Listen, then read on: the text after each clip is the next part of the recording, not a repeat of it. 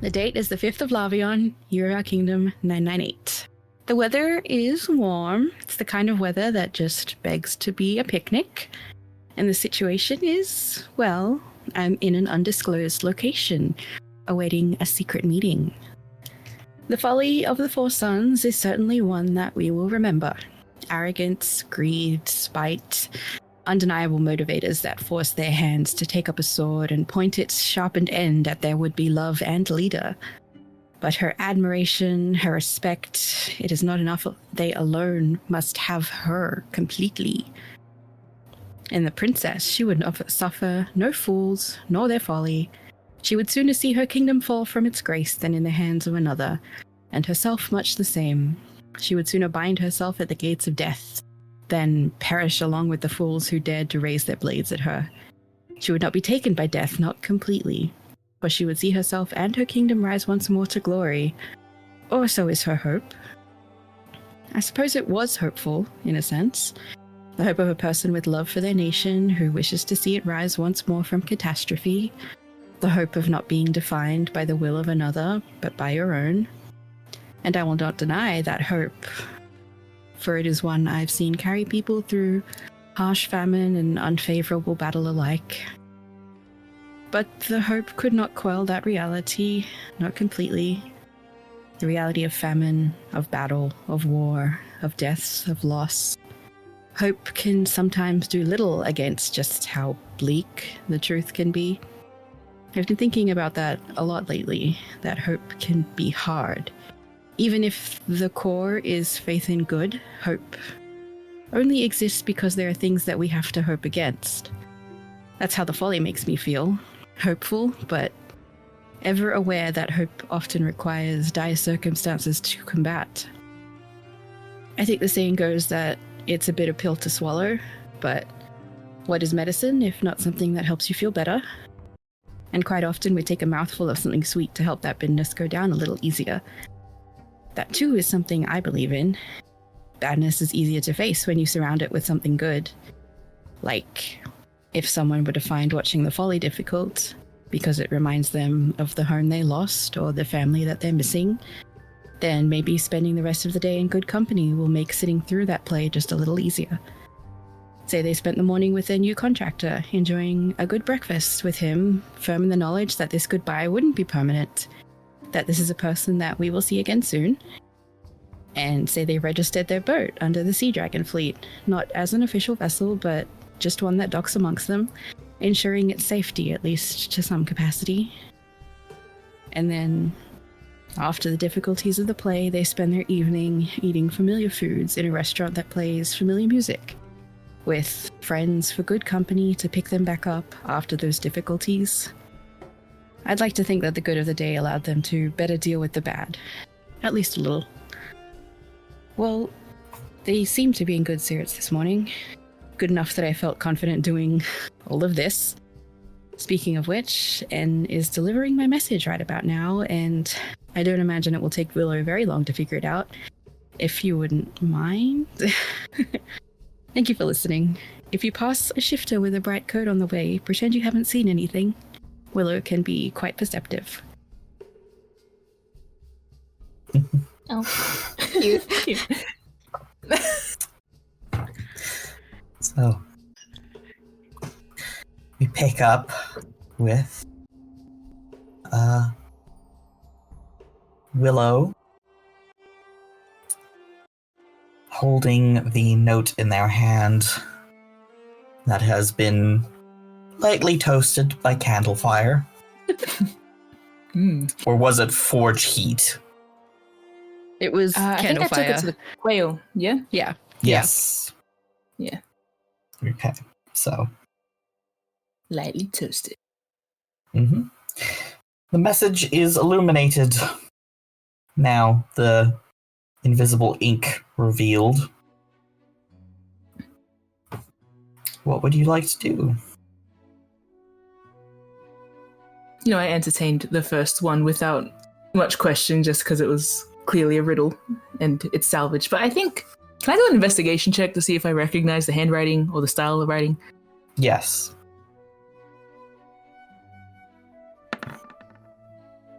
Yes! And was very good at writing in a style that nobody would recognize. Not even Willow.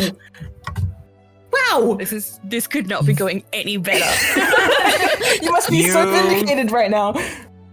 You have never seen this handwriting before, anywhere. Oh my god.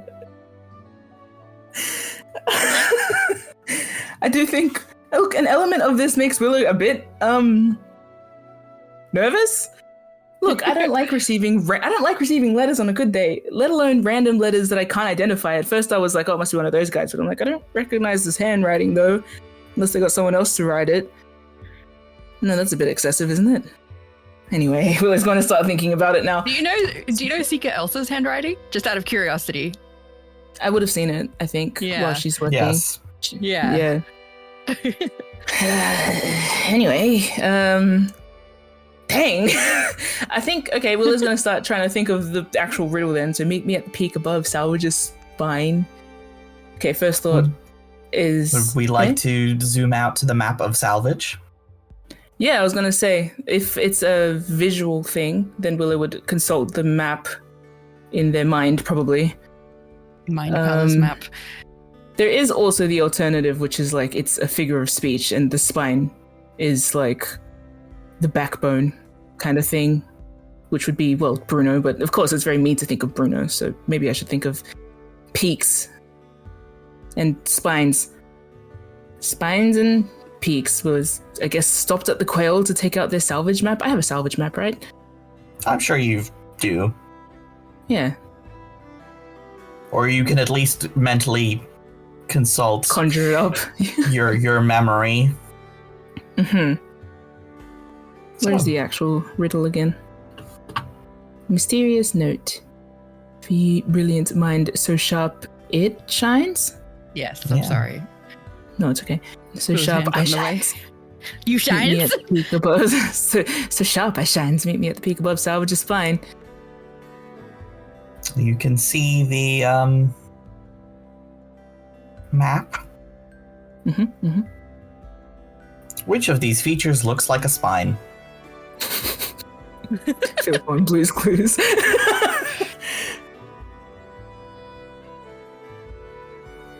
My brother, that's a good question, eh? You know what a Depends spine on how many looks like? vertebrae we're counting. Yes. Like that one, I would assume. But then that one also looks like that. Well, like the standalone one, but then spines attached to things. I'm gonna say this is part of Willow's that one. It's like, is it a spine that is just hanging free, or is it attached to shoulders? Who is messaging me? Who's It makes them handwriting a little is bit this? slow. New note, who dis? Oh my gosh. Well, I guess that wonky one kind of looks like the one is okay. Wait, look. So on the You top can side click. of the map. Oh, I can. Is this a lighthouse? Yes. This here is the lighthouse. Yes. Oh, cute. Where is the quail? Just curious. It's like around here somewhere. Yeah, Oh. yeah. So I imagine a lot of the dock workers go there for like dinner. And then the nodding poppy is like somewhere around this area. Hey, is Bruno around? You gonna ask him? Hey, is Bruno around? He's always around somewhere at the dry docks. I'm gonna find him. Can I find him? Sure. Thanks. Bruno's in the middle of working. I'm gonna interrupt. Bruno. Hey, what is it, Pop?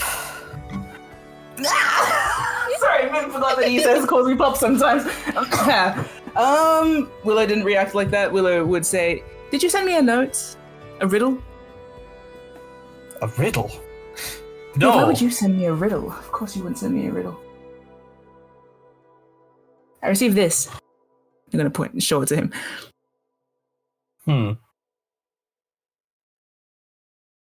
It's not from one of your friends, is it? I don't believe so. It doesn't resemble any of their handwriting. They couldn't just get somebody else to write it?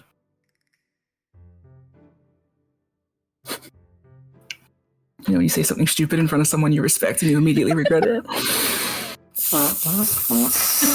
Yeah, Willow nods. And flying away. Willow nods. There I they suppose go. they could have done that, yes. Bruno shrugs. Willow's going to turn... I'm gonna say I have a salvage map on me. Sure. I'm gonna open it, or I think Bruno might. Like, I feel like there would be one of the dry docks, or something. You there one have at the dry access docks? to a map. You have access to a map. I just want to point at it. I just want to take Bruno and point at it because and Willow's gonna say, which one of these would you consider the spine? Because they're both rather bendy. I suppose they're not healthy spines. Well, I don't want to say healthy spines. They're not, a straight spine. There aren't really any hard edges in salvage. But I'm perhaps taking it a bit too literally. It's a riddle. What the point of the Bruno says, poem? hand me over that paper. Willow hands it over to him.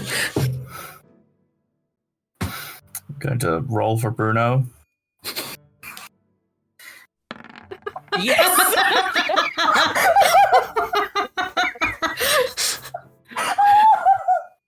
For posterity, that was a 3. So far, for solving this riddle, we're working with a nat 1 and a 3.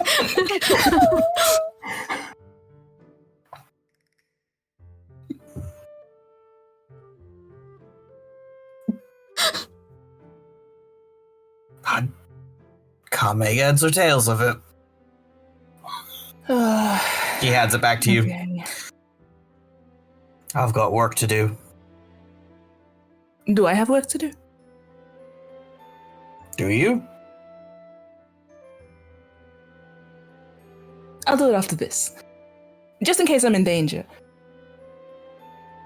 We're just gonna trot off, I guess. Thank you! And then I'll trot off somewhere.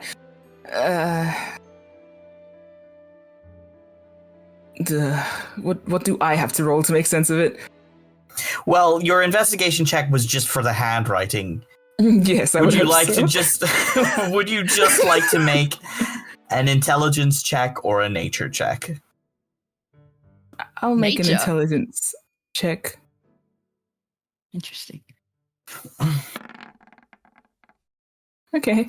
That's decent. Okay. Well, a spine, it could be anything, but a peak, now that's something very specific.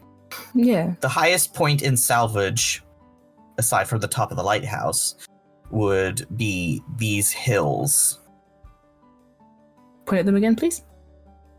over here on the east side of the map. So that is assuming that wonky thing is a spine. It is the highest point in the area.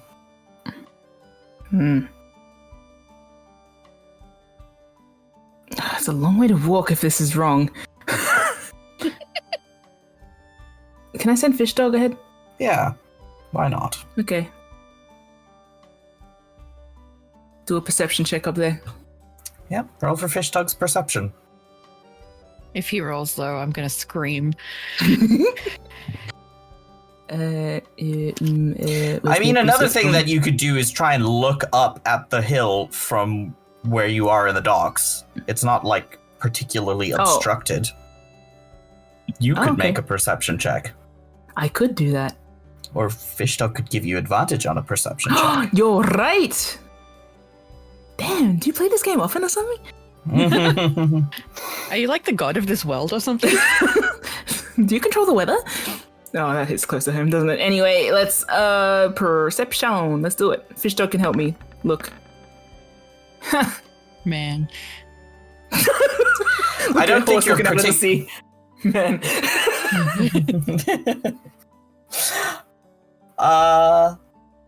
Luca, tell me, where are you? Let me show you on my secret map that I have pre-prepared. If Willow's not confident, they're sooner going to go to the poppy. Yeah, sorry. Let me just open Luca's Super Secret Plan Volume 2. I just want you to know N hasn't left the docks and has probably witnessed some of this occur with Willow God. from somewhere unseen.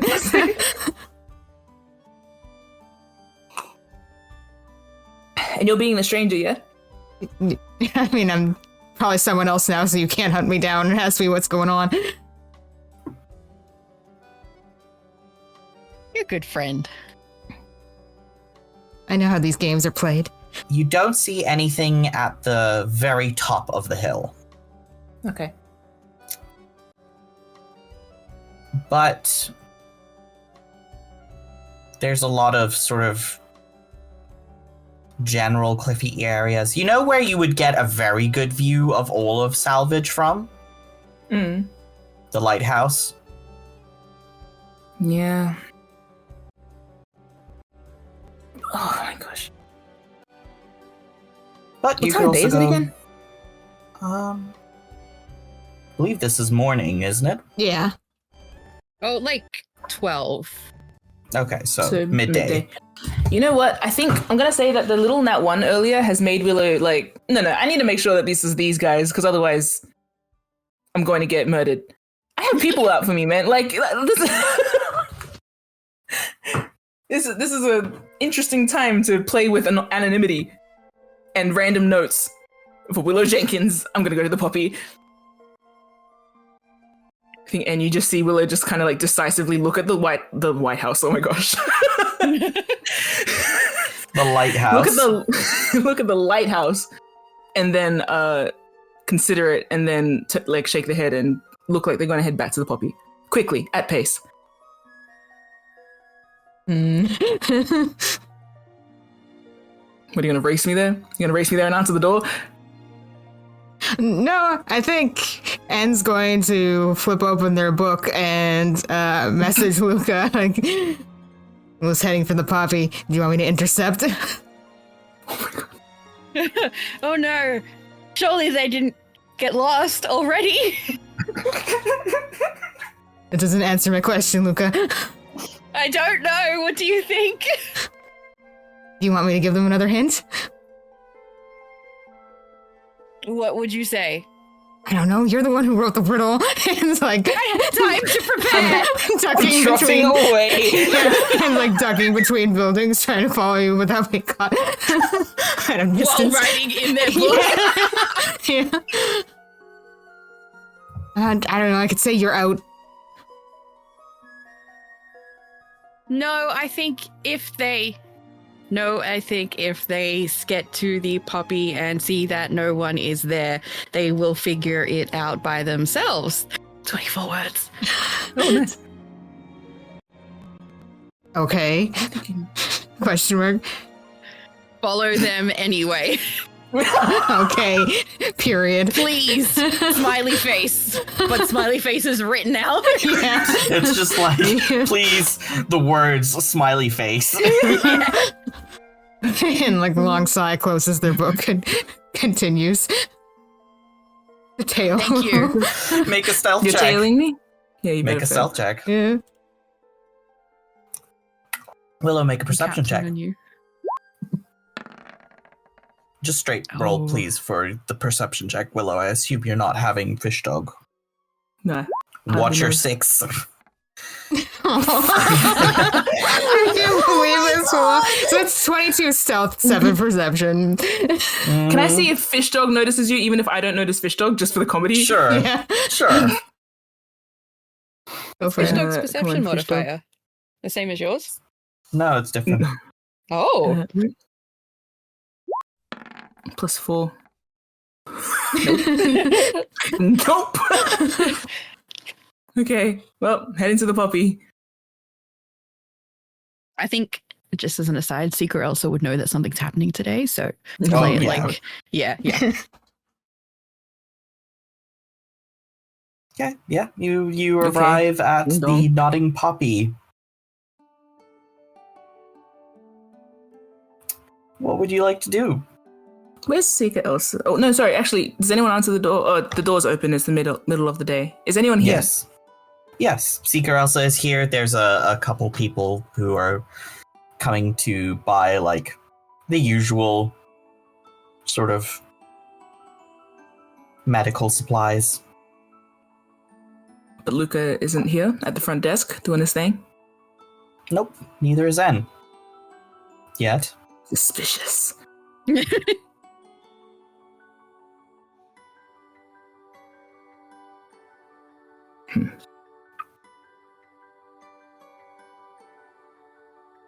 Do you say hello? Seeker Elsa or- busy. Oh, sorry. I think I walk into the room and I turn on the spot with that little suspicious, like, eye squint. looking quite like I've just wandered into, like... I haven't announced myself like I've walked into someone's place. I've just kind of walked in and looked around. Mm-hmm. I think Seeker Elsa calls out to you after she's finished with the customer. Oh, hello, Willow.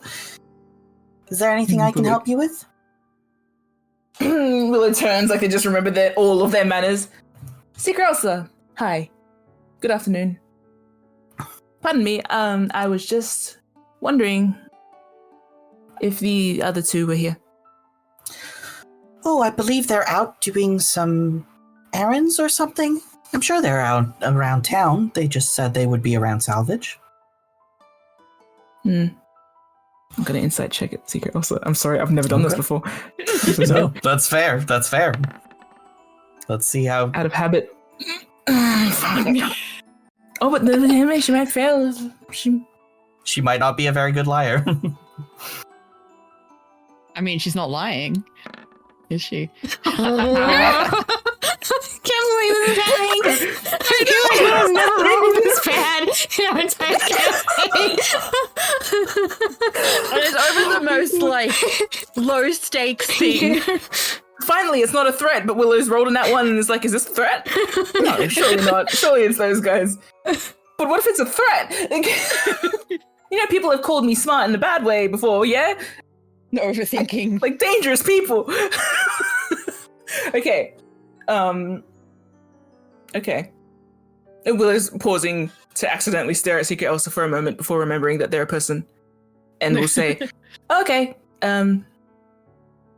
I'll probably go find them then. Did you need anything? Oh, I'm quite all right. Okay. So, I have something. Oh, we'll talk about it later. Actually, no. Willow will say, actually, in 2 nights, on the 7th, I'm doing a boat thing. If you'd like to attend. Oh, that sounds lovely. What time? Yeah, it'll be at sundown-ish. All right. I'll keep my schedule clear then. Thank you. Sorry for the late notice and this. And Willow leaves. Have a nice day. You as well. The target is leaving the poppy. How do they look? How do they look? How does Willow's walking? Like they look a little flustered, and a little not annoyed, but just like I would just say flustered, walking quite fast. But I do think they're gonna walk immediately out of the poppy, so they stop being awkward around Elsa, and then just kind of stand there with their hands on their hips and think. Contemplative. They'll figure it out. Smile face.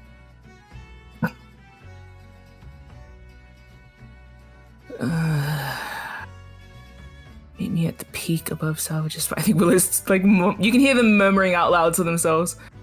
Peak above Salvage's spine. Why would it be the spine? I suppose it separates it from. That's not how spines work. Maybe what supports the head? What supports the neck? No, that is the neck. Well, it depends on what point it's what supports the pelvis. And here's Willow groan out loud.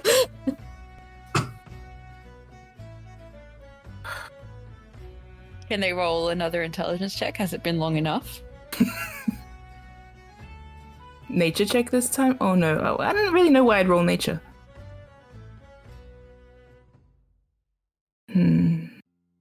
What other check could I roll? Insight? Yeah, insight would work. Insight, okay. Fish dog is around me for emotional support, but no advantage support, I assume. No. Fish dog cannot read. Wow. The first 2 lines of this are beginning to feel like passive aggressive the more I spend on this. Yeah. The brilliant mind so sharp. You're so smart. I'm sure you can figure out Wow. this really simple riddle. See, this is sometimes the problem with riddles in particular, Yeah. is that the person reading them is too smart. Yeah. Are you sure you don't want me to drop a hint?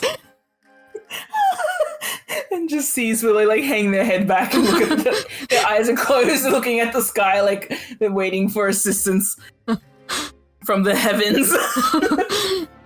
Luca. Stars guide me, they're woman. not out yet. They're out there now. Saint. Stars are always there. You just can't see them quite well. Wait, Luca will sorry, tell can I Anne- use... oh, sorry. No, Sorry you for go first. eyeing You go first. Can I... Can I use, like... No, that doesn't even make sense, does it? What does Wild Hunt Shifting give me advantage on? Wisdom checks. Yes, it's wisdom not to start crying because I can't solve a simple puzzle. Like, I can't, like, sniff the paper. Can I sniff the paper? Is there anything I can determine You from could. smelling the paper? You could. Actually. You could. I could? Good, Yeah. I'm going to do... Can I Wild Hunt Shift into it? Yeah. Okay, you see Willow's Amazing. nose go long and their ears go bigger. And they're going to smell the paper. To anyone walking past, they look insane. Make a perception check with advantage.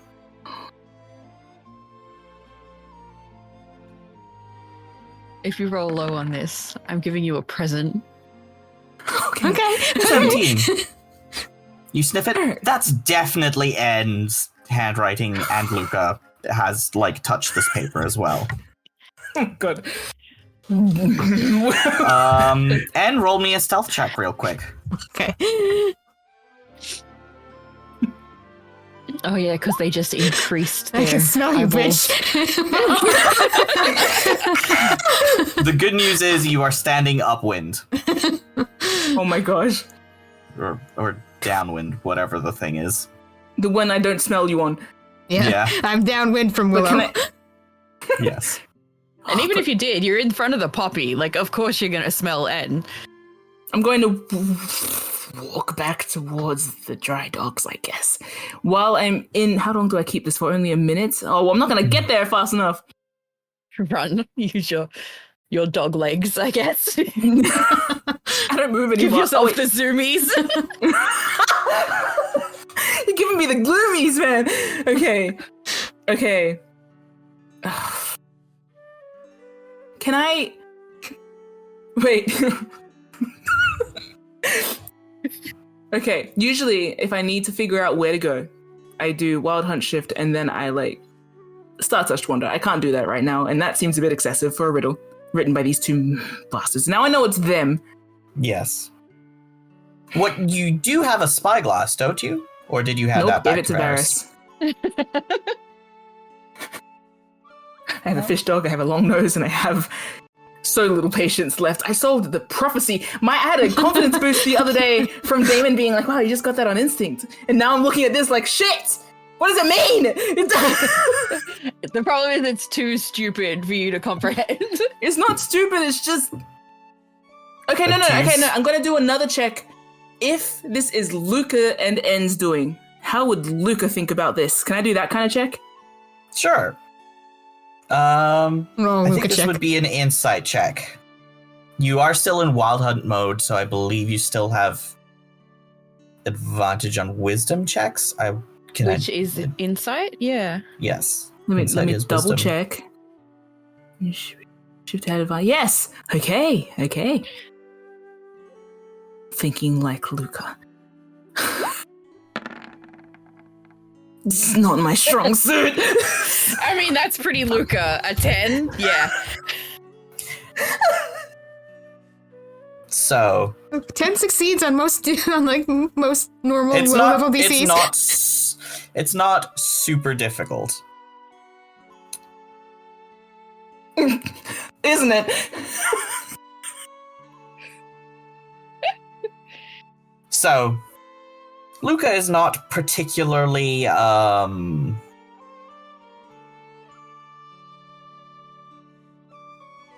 geographically knowledgeable insofar as calling things peaks or spines.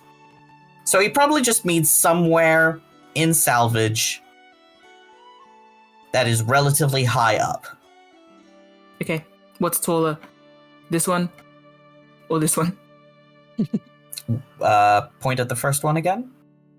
Oh, sorry, I pointed at the second one. This one was the first one? Or this one? This one. That one is the taller one? Yeah. Okay, I'll set off there. I'm already partway there, right? Because I was at the poppy. Yes. Okay. As I walk up, you see Willow do like a little head, like, you know, when dogs shake their head and then the snout like goes back to their regular Normal. face. Yeah. Yeah. And I do think they stomp out some of their like aggression on the way up. Mm-hmm. It's the can't solve a puzzle aggression is going to sort of ebb as they climb. But they will send Fishdog forward once more to kind of poke around as they get a bit closer, like as they get into Sure. the mid-green. Okay. So where on the map do you think you are? So I think I walked up from around here. So I would have walked around here. Okay. Yeah, make a perception check for Fish Dog.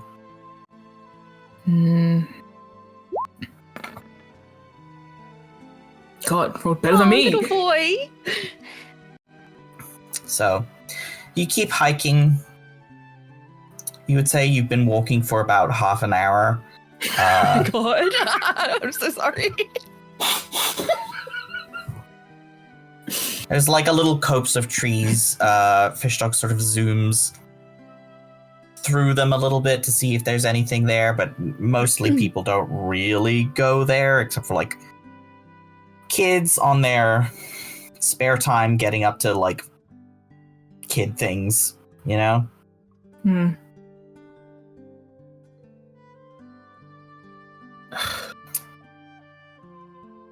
eventually you reach this point here. Make a perception check with advantage, please, because you are very high up.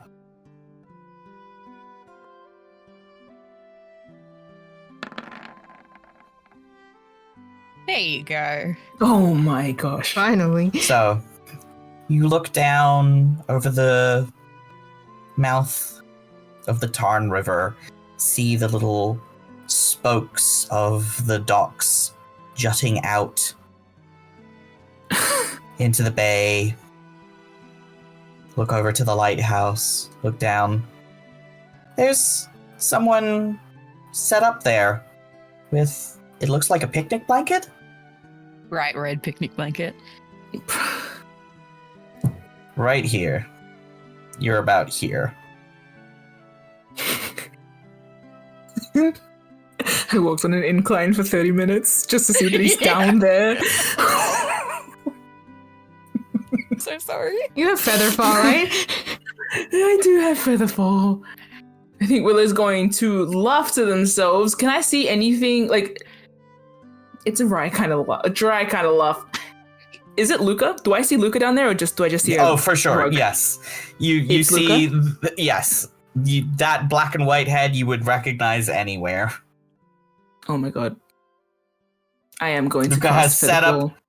up a picnic and is sort of fidgeting his thumbs together. Oh my god! Actually, know what? Before I go, I'm gonna do a distant insight check.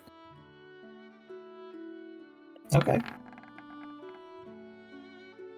Whatever. He looks like he's waiting for somebody.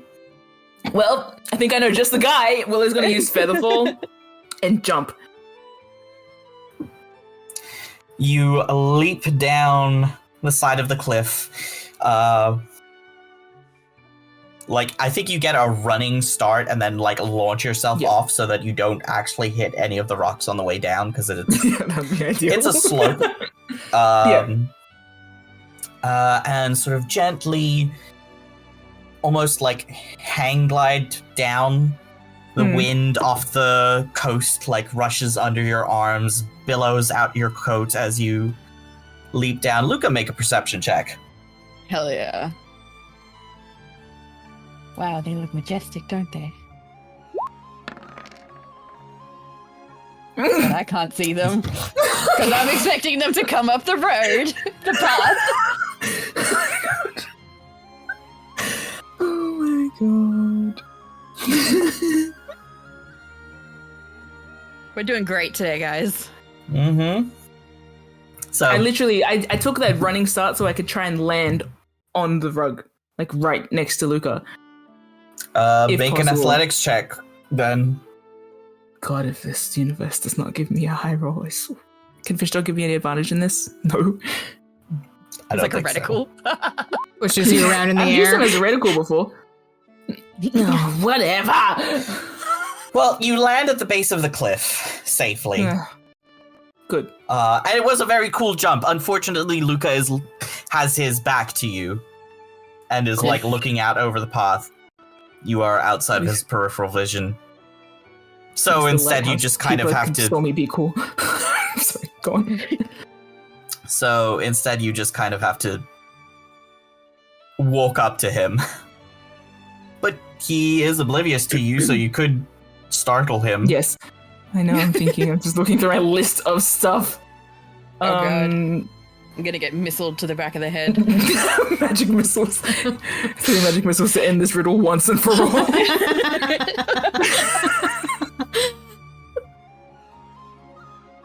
You know, fuck a missile. Fuck a missile. Can I just throw a rock at you or something? Not a rock. Okay, not a rock. That's a bit much. Fish dog. We've been through this. No, like.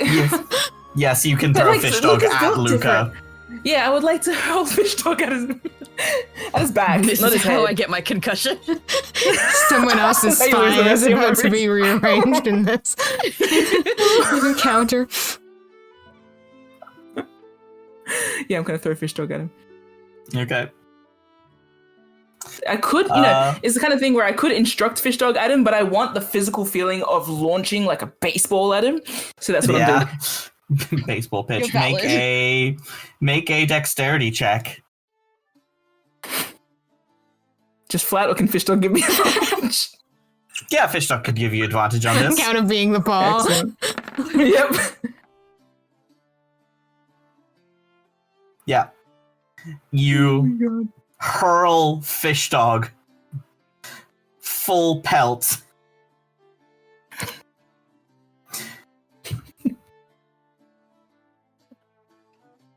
at Luca. Oh. Hit you in the spine, I hope. Yeah. Fish dog breaks slightly and then just like bonks Luca in the back of the head. Oh, head! Ouch! Oh. It's like a little headbutt from a friendly orb. Frob, as they call him. The orb that I ponder. Hey. Willow. You see Willow looking rather windswept and Why are you over there? stanced. Wide stance and disbelieving with a kind of With a manic gushy smile stance. about him. Why are you over there? Why are you over there? I'm waiting for you. You can't see Willow's eyes, but you are probably sure that one of them just twitched. I think they'll hold up the riddle. Yours? Well, N wrote it, but it's from me. Willow frowns a little. Looks back at it again. They prided themselves on knowing N's handwriting earlier in the series. They got N to write letters for them because N has nice handwriting. I mean, it's nice. No, but like they didn't recognize it. Yeah. N worked very hard. Tell Willow that I interrupted. That's her. I'm so pissed off. Did you like it?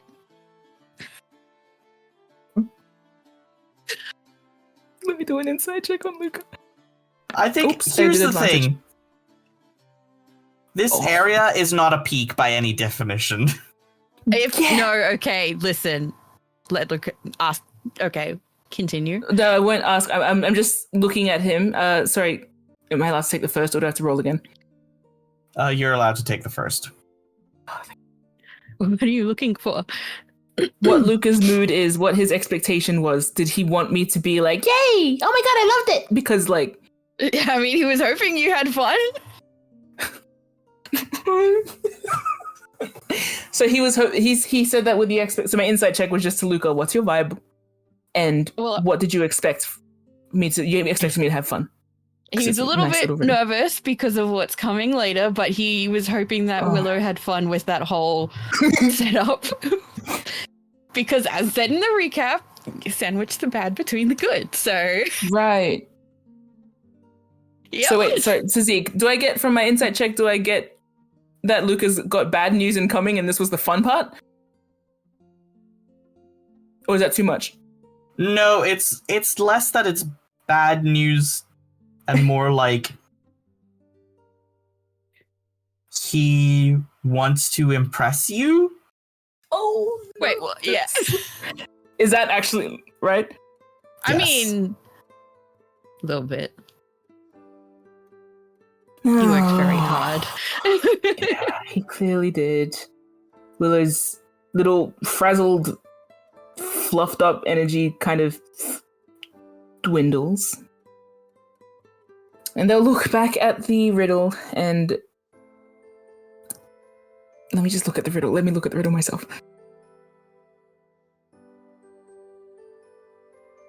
They'll wander over to Luca now and gesture at it. I see. Was the spine the docks? Mm-hmm.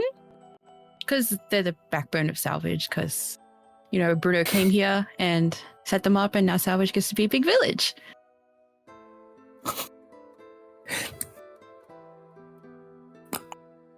Willow's like, okay, so the first thing I said. In their head, they're like, okay, so the first thing, the literal first thing I said. Yep. I think Willow laughs a little and nods. Yeah, very well played. Very clever. Of course.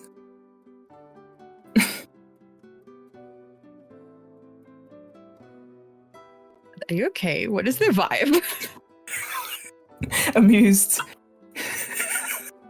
Dry amused, but still quite amused. Genuinely, they laugh. Like, it's a disbelieving laugh, but they're amused and they look a little impressed, if you want to put it that way. Really? It's impressed of, like, that was actually... It was so correct that I got it on instinct in the first try. I just didn't follow it. Yeah. Yeah. And I believe that's something that Willow told Luca, so that's why he used that as his reference. It is. That's the other reason why I thought it was that. Yeah. Yeah. To be truthful, I did not click that a set of docks looks like a spine until after I'd written it. So Oh, that's nice. No, yeah, cool. No, Willow's fine. Look, talking about Bruno, talking about that, and the attention that you paid, it's good.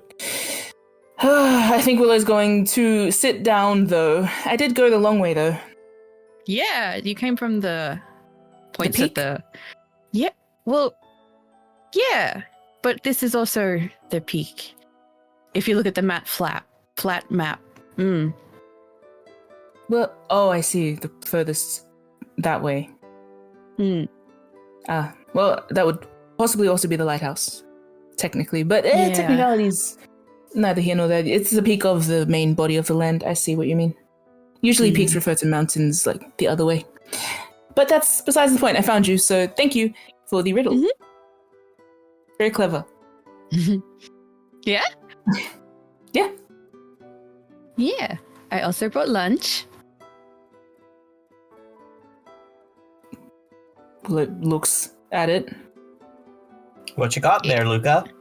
I made vegetable fritters with a slightly spicy dip, and then there's a little cool box that is probably still closed because it needs to stay cool. Looks back at you.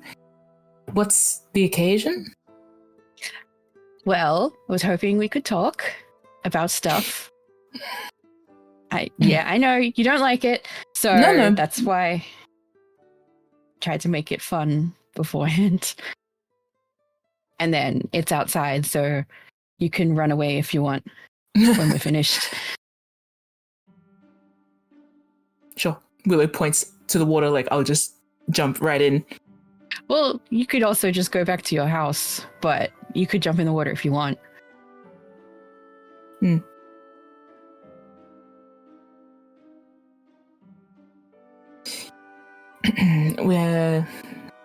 Yep. Yeah. So you can eat, and I have something to say. So Luca pulls out his sheets of paper. Sheets? Yeah. Are you pulling out paper? Sheets of paper? Yeah. Technically 3 sheets of paper. No, 6. 3 sheets of paper. There are 6 sheets of paper. And A4? yes. But he does have kind of big handwriting.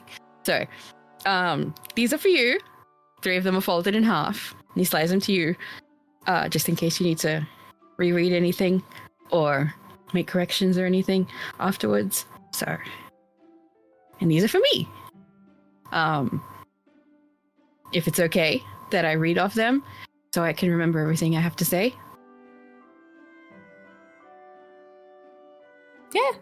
Yeah. Willow's looking at them. Hope they're not more riddles. Hopefully not. Oh. The vegetable fritters are what Secret Elsa made me the first time I had dinner at her house. I don't remember eating them, but I remember they made me happy, so Willow's going to start those. grabbing at them. They'll like put them in the middle, like he has to eat them too, but Willow's going to start eating just to... They are kind of, without meaning to, leaning away.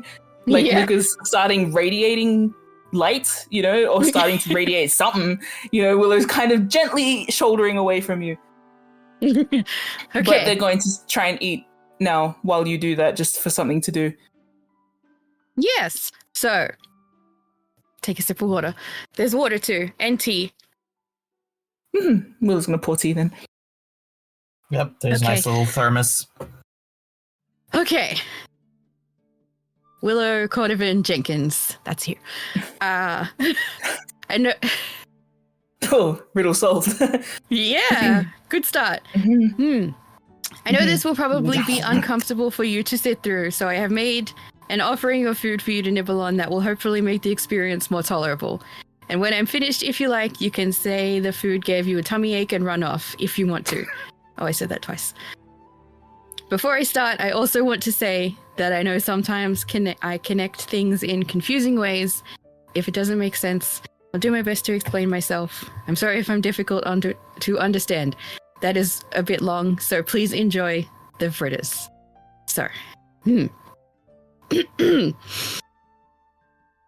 I want to talk to you about our conversation on the 17th, the one that ended badly. Oh no. I know a lot has happened since then, and maybe you've forgotten about it, but I haven't. And I still feel a inconsequential amount of discomfort when I think about it, so that's what this is for. First, I have been told I take accountability for too much and too often, and I think that may have been something that happened here, so I just want to be clear. When we meet people sometimes, when a person meets someone and says something like, I'm sorry for the war, that's normal. Everyone is sorry that it happened. It's not like any one person can really take credit for 100 years of fighting, but we all say we're sorry that it happened. Except when I say I'm sorry for everything that happened, for me there is a bit more to it. In part, I am one of the people that can take credit for those years of fighting, and I think I need to acknowledge that. But there's also the fact I don't remember much of it. I don't remember where I've been or who I've hurt. So when I tell someone I'm sorry for the war, that's what I mean. That there is the chance, even if it is small, that I have caused you or the people you care about tangible harm with my own hands. And I feel like that's something I do need to take accountability for, even if it is just a possibility. Check on Willow. Willow's listening. They're eating, probably mindlessly, while you talk. But they're listening. Second, a bit smaller, but I wish we hadn't fought. I thought maybe that was something that would help, but upon reflection, I realized I was just doing what I know, and what I know helps me. Movement and distraction. But I don't really know what helps you, and I think it was a poor choice on my part, so I'm sorry for that. I hope one day I will know better ways I can help you when you're feeling put off, that I could have done something better for you. So I'm sorry. And then, of course, the big one. Willow, I am sorry for the way I reacted when you told us about the situation with your home. There's a lot there, and it's a bit messy in my brain, so please bear with me. I think that for a while, I've been sillier than normal.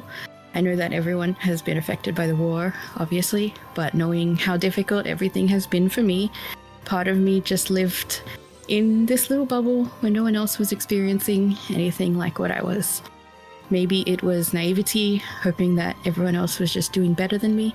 Maybe it was some sort of self-pity thing, so I can get to be justified in how alone and out of place I feel all the time. Maybe it's a bit of both. Probably both. Either way, it meant that I didn't really consider just what happened to you before the day we met, because you were probably fine. You didn't share anything bad, so nothing bad happened, probably. That, and I was given some advice not to pry. Willow was private. And that was good advice, I think. But it resulted in me wearing blinders, like what you put on horses whenever I was around you. I didn't consider you at all, and I didn't let myself consider you. I barely wrote about you in my journal because I thought that's what you would have wanted, and that was hard, but it made sense. I didn't need to write anything more than face value. You just started existing the moment I met you, and that was for the best. And maybe it is what you wanted, but looking back, I don't think it was for the best. It meant that you were just a stranger. I was always around, in my mind. So when you told us what you did, it felt like a slap to the face. Maybe you're the only person in Salvaged who can understand some of the things I'm feeling, but because of the space between us, I am still alone, and that felt awful.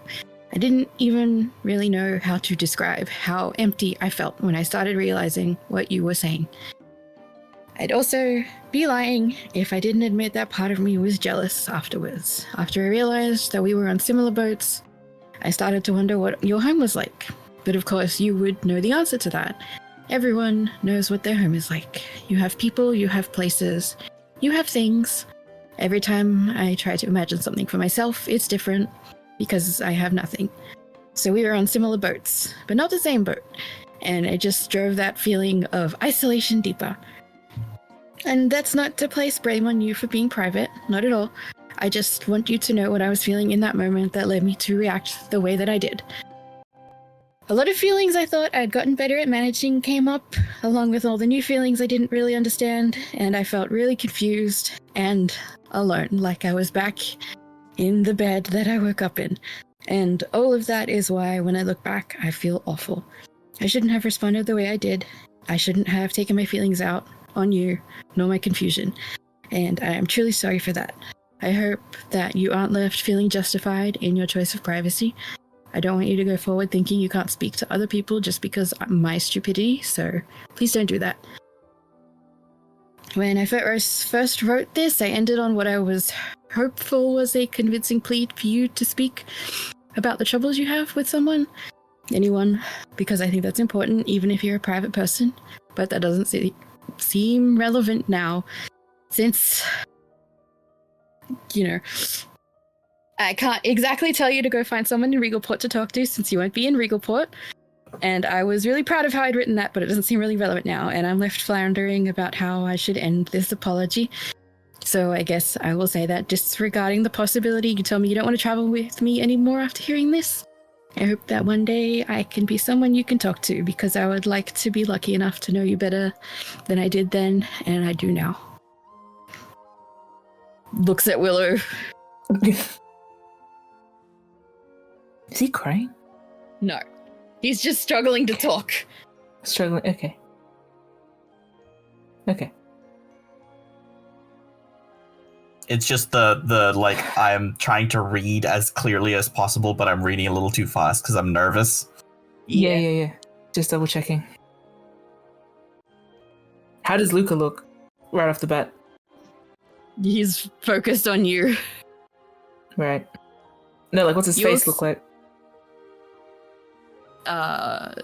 Placid. His hands are also very stable. You can tell that he's had training to settle his emotions, and that's kind of coming through now. He's keeping himself calm so he can deal with whatever comes next. He's the kind of ready for a fight calm. Yeah. Like if it comes to a fight, I will be prepared. I'm ready for that. Oh my gosh. I will accept that.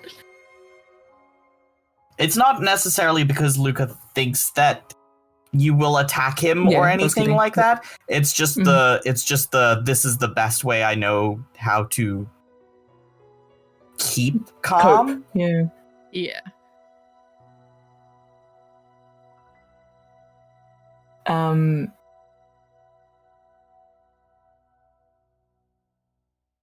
I think Willow's like side looking out the side of their eyes.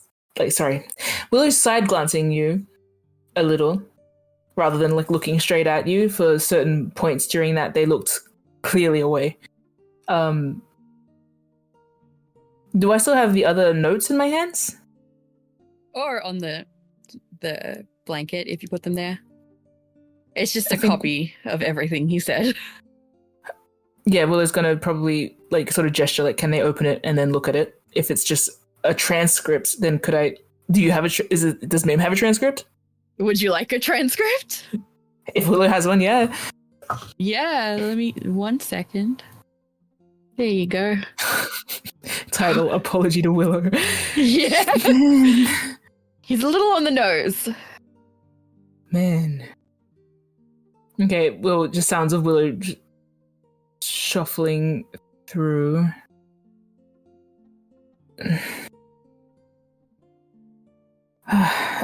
Willow's. Okay,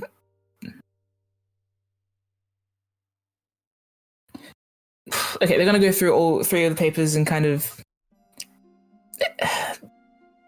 It's kind of a shrug in response. It feels underwhelming to just say thank you.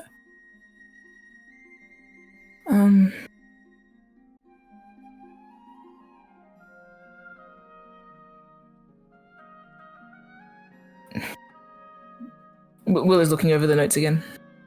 They look. Feel free to do an insight check, I guess. Yeah. Dice gods, please be kind.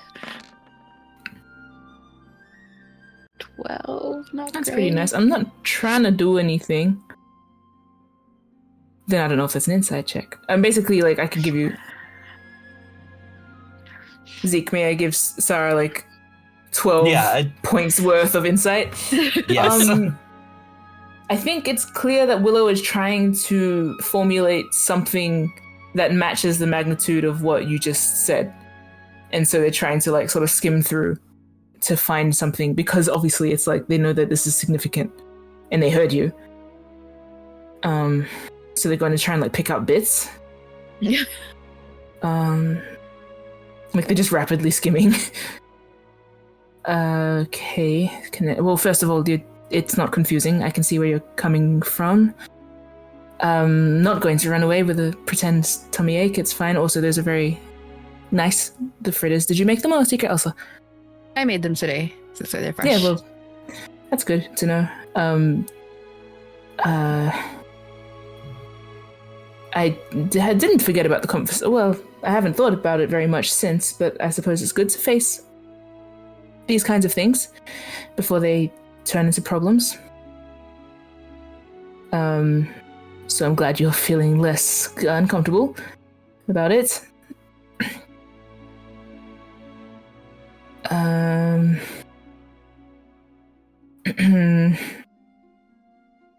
Even if you did commit harm to me during the war, well, you don't know about that, so you're not going to I'm not going to ask you to grovel about it. I didn't even ask Roselia to grovel about it, and she was far closer to doing actual tangible harm to, well, if not me, then, people like me, so that's neither here nor there, so don't feel the need to take accountability for that one.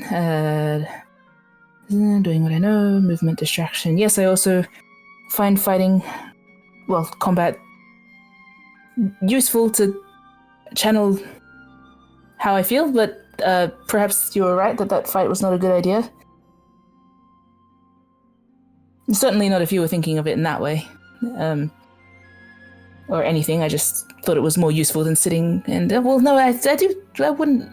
It's kind of not the point whether we fought or not, but as long as you know that I did it just to move, because sitting was awkward. Willow says, currently sitting awkwardly. Because sitting in the moment was quite awkward. Everyone is affected by that. You need to give yourself some credit for being so... You can't remember things, and that's not your fault. So, next apology letter, please stop degrading yourself. I would like to hope there won't be a next one, but...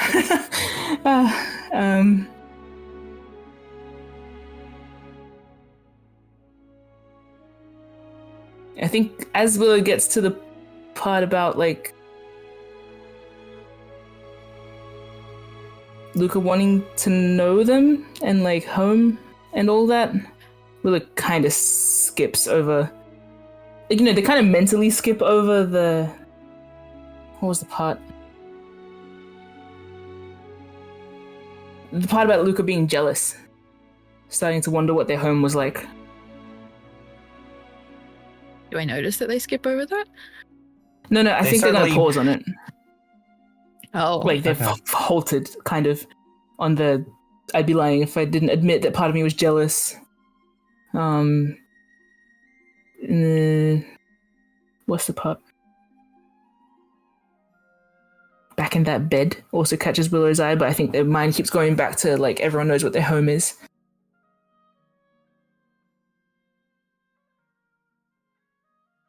Yeah, and then that's just where Willow pauses for a bit.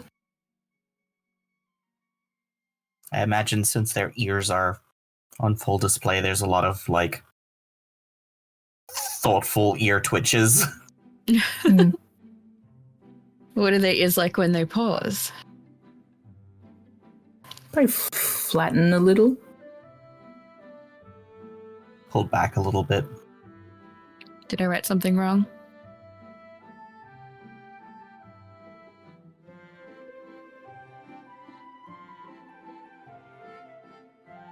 No, you just wondered what my home was like. Is that bad? It's natural.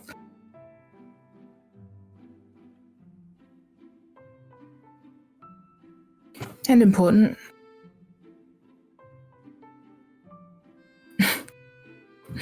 A thought crosses Willow's mind that makes them smile a little. The other person that asked this question that kind of stopped Willow in their tracks was Elsa, actually. And I just remembered it was at the barrow. She asked, what does home look like for you or something? Yeah. And I think Willow kind of... You see a little fond smile. Well, that's a good sign. And I think I think we can probably read it's a smile. It's not one of their grins. It's a proper smile. Okay. And I think Willow's going to sort of look out at the sea now and think.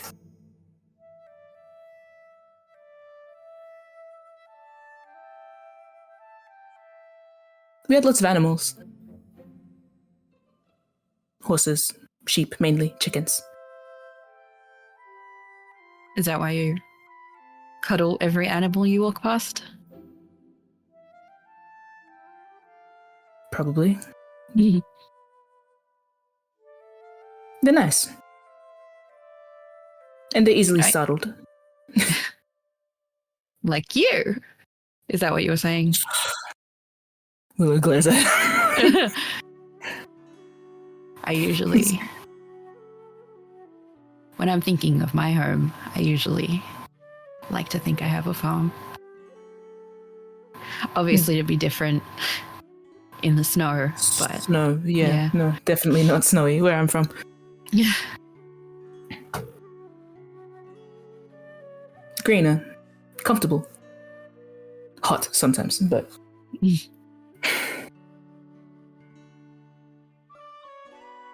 though I suppose it depends. In Syria, it's a bit different.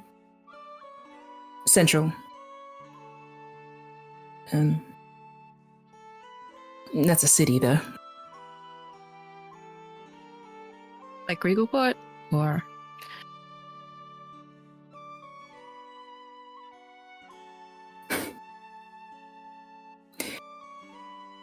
No, not like Regalfort.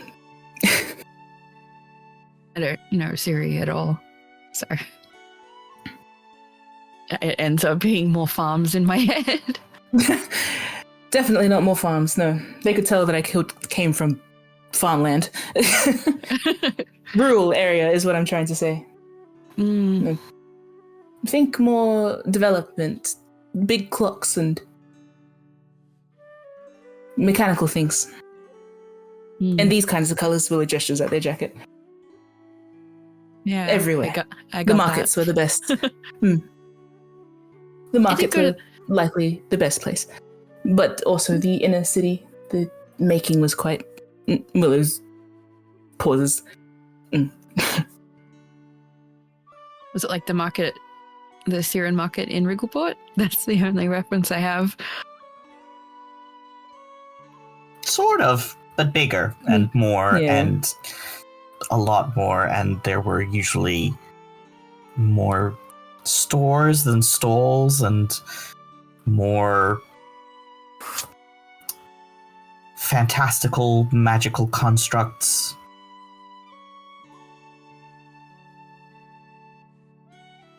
Illusory signs that would light up and advertise.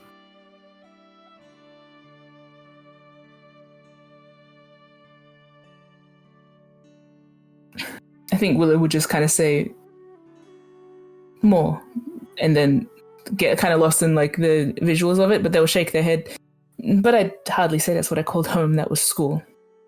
Home was different. And I think now, like, as Willow's reflecting a bit on that, after talking about like the animals briefly and the weather, there's sort of like a twitch on their face as they think of it a little bit closer, like Dallybrook specifically. Mm-hmm.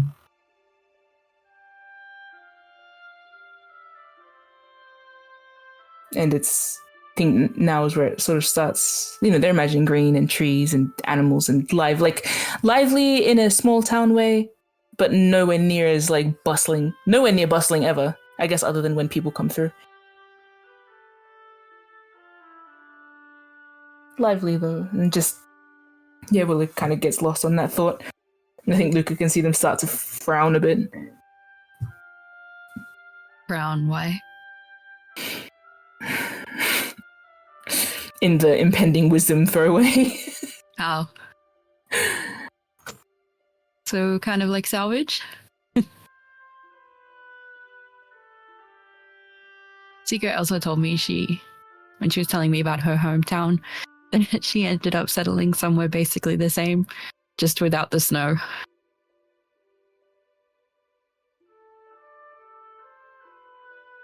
Willow kind of looks back at Salvage now, but then like focuses out on the sea, sort of looking like very hard at the horizon line.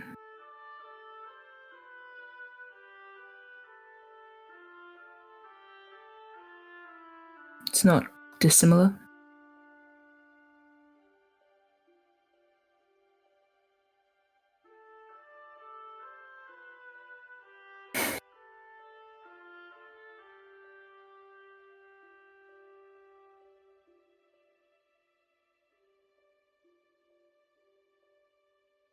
Willow's just kind of stuck thinking now.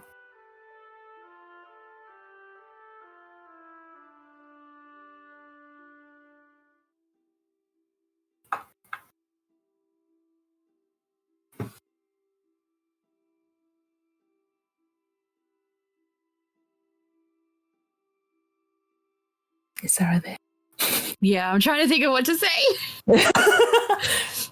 Can I make a check to figure out what Luca might say to Willow in this situation? What might help? Sure, make an insight check. Fuck yeah. Almost got a 20 and a 19. There you. This is hard. But you still got a 12. Yeah. Any insight from him? Zeke? Or Zeke.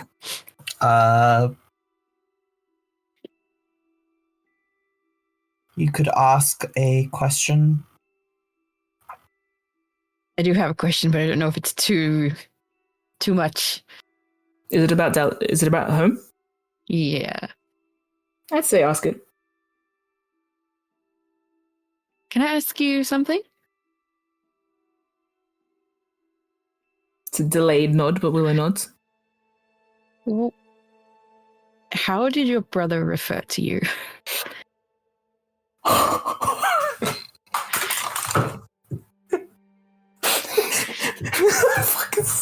You're fucking kidding. Sorry.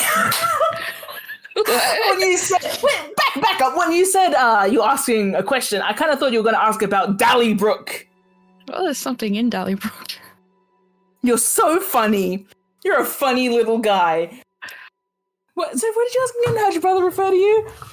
Yeah, when Anne and I thought maybe he would call you a nerd, but then we didn't know if he had like a special word for you, or if he just called you bro.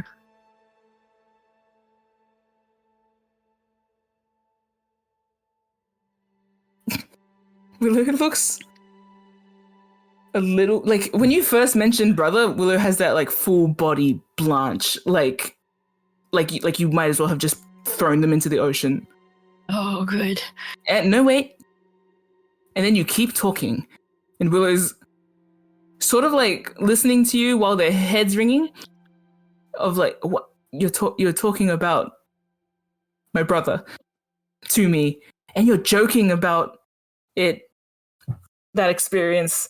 What my brother called, whether he called me a nerd. I feel like Willow's kind of like the comparison of sitting next to the sun is quite apt because it's like I've just got blasted by sun rays, you know. Oh my god. Okay, I think Willow's. Zeke, can I handle? I can handle this. Can I handle this? I can handle this. Yeah. I can handle this. I mean, I was already thinking about it. This just kind of brought it to the surface, right? Yeah. I think Willow is going to sort of put their like elbow on their knee, like their legs across, and then their like fingers are massaging the middle of their head, and they'll say, "What do you two talk about? What you're talking about? My brother's. You're talking about You're talking about my brother." Luca nods, now realizing you may have messed up. We were talking about you going home. Mm-hmm. How long ago was this? A few weeks. Right, so before I ever announced it. Good. Is that like beginning of the death of the artist arc? Very early on.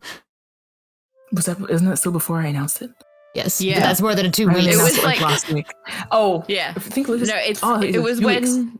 after you and Damon blew up at each other. When? Like that Which one? night. Yeah, The one we witnessed. Oh, that Yeah. one. Yeah, the one that made Luca iffy on Damon. Oh, you're right. You're right. Okay. I think, yeah, okay. No. Oh, I brought up my brother then. Okay, good you brought that up because Willow's going to kind of be like, oh, I did this. Like, I brought up Cedar. Oh god, I made this bed. Don't you talk to me. Sorry. Willow's, with their hand on their head, gonna say,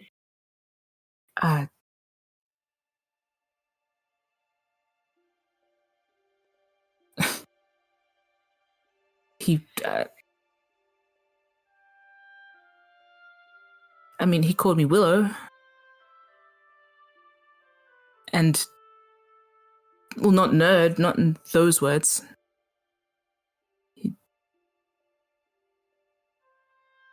Luca's head tilts slightly. He wasn't mean. It was just, if he was going to call me smart, then it's as a compliment or something. He did call you smart, Alec. Yeah, he mocked when he. But it wasn't like nerd. You know when you call someone a nerd, like when N calls me a nerd. It's not like that. So Willow's like, no, not like, he's not in a derisive way. He certainly, if he wanted to call, like, Willow in their head is like, if you wanted to say it in a mean way, it'd be like when he called me clever, like in the too clever for you way. But that's more mean to him than it is mean to Willow. Yeah. That's mean to everyone else. You know what I mean? So what Willow has decided, what Willow ends on there is not in a mean way to me. Like, not in a mean way. Him mocking, whatever. That's the end. It's like, yeah. I think maybe he called you dandelion head once as an insult. Oh, so am I meant to remember all of the insults that Cedar has dropped in his life? Or nicknames or pet names? I feel like that's a significant one. You know? Yeah, I don't think Willow's thought of that one for a while. They just remember, like... It's just one of those things that, like, randomly comes up from memory when you're like, yeah. Yeah, digging around for how did Cedar refer to me? Yeah, I think Dandelion pops to head, but Dandelion head pops to their mind, rather. But Willow will just kind of laugh to themselves and shake their head and look away. I don't know.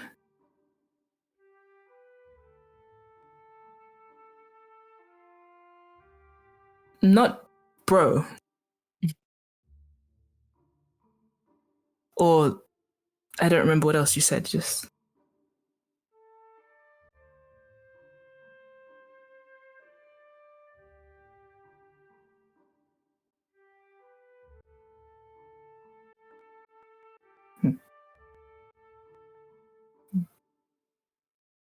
Well, Luca can keep asking things if he wants.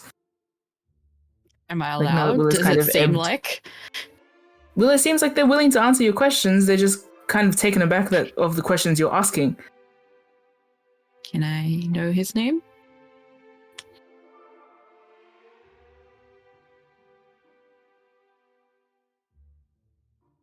Yeah, well...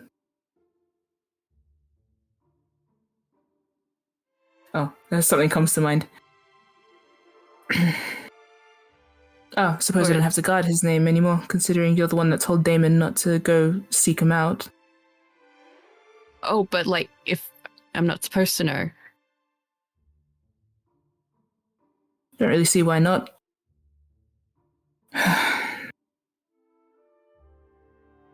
Call him Cat.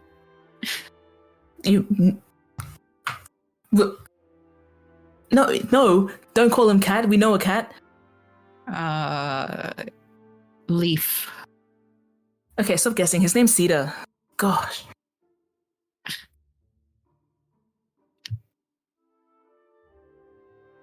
Do your parents like botany? It's a shifter thing. Huh?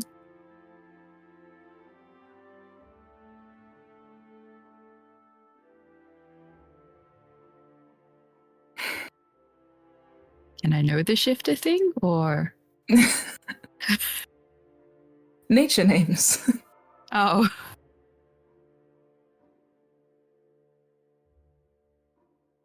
So you might have a cousin named Oak. I suppose somewhere out there, yes. Is it just plants, or can it be like I mean, it depends on rainstorm? the parents. Depends on the parent, I suppose. It doesn't have to be that way. Willow's so thrown by Luca's questions and a little defensive. They don't even know why. Yeah. I thought it was the funniest thing when I learned your name was Willow. Why? Because you're living on the beach. Like, of course you were. What does that mean? Do you know? What? Mim is asking you. Willow trees are notorious for how much they like the water. Oh, okay. I still wouldn't associate them with a beach plants, which is why I'm like, what? No, but they live on the edges of islands and cliffs. Ah. I didn't associate Specifically. it with beach. Yeah. Overhanging water, yeah, but I was like, sorry, just technicality of sand, you know? Pines, peaks, you know. Yeah. Hey, Rom, how you going? Yeah. Okay, yeah, well, nods. Yep, it's pretty apt. Do you like the water?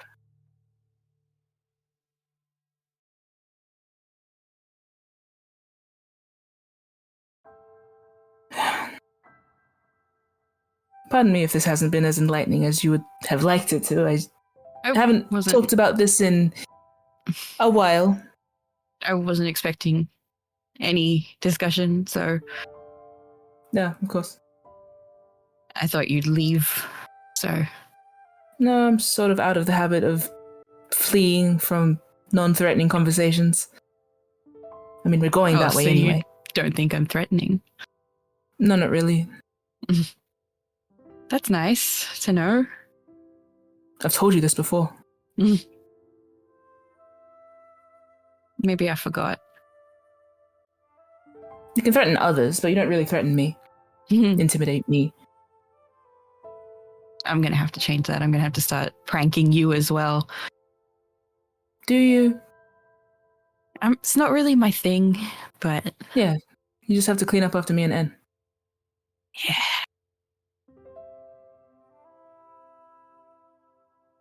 Was he nice?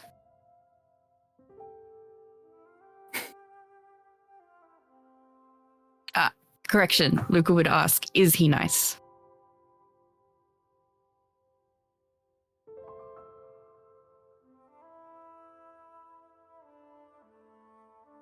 Did you ask both or just one? Just Just one. is- Asked, is he nice? Is he nice? We'll probably pause a bit and then answer. Pardon me. I don't know how he is, or whether he is. But he was nice. Obviously.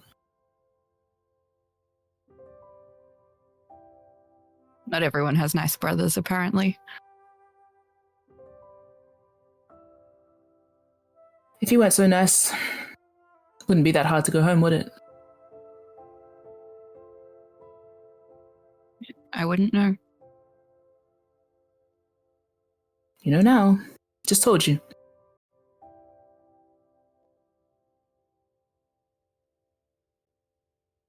So you can make a fizzy drink from the pines from cedar leaf trees. Question to Zeke. Do I know that? This is the first I'm hearing of it, but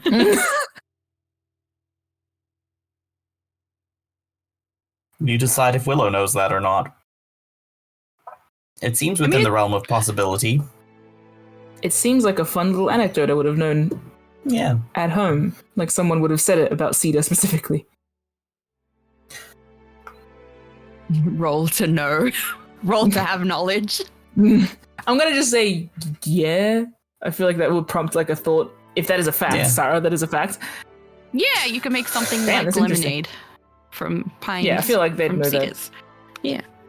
This feels like Willowish family court of knowledge. Willow nods. I did know that, actually. Wow, you are smart. You know everything.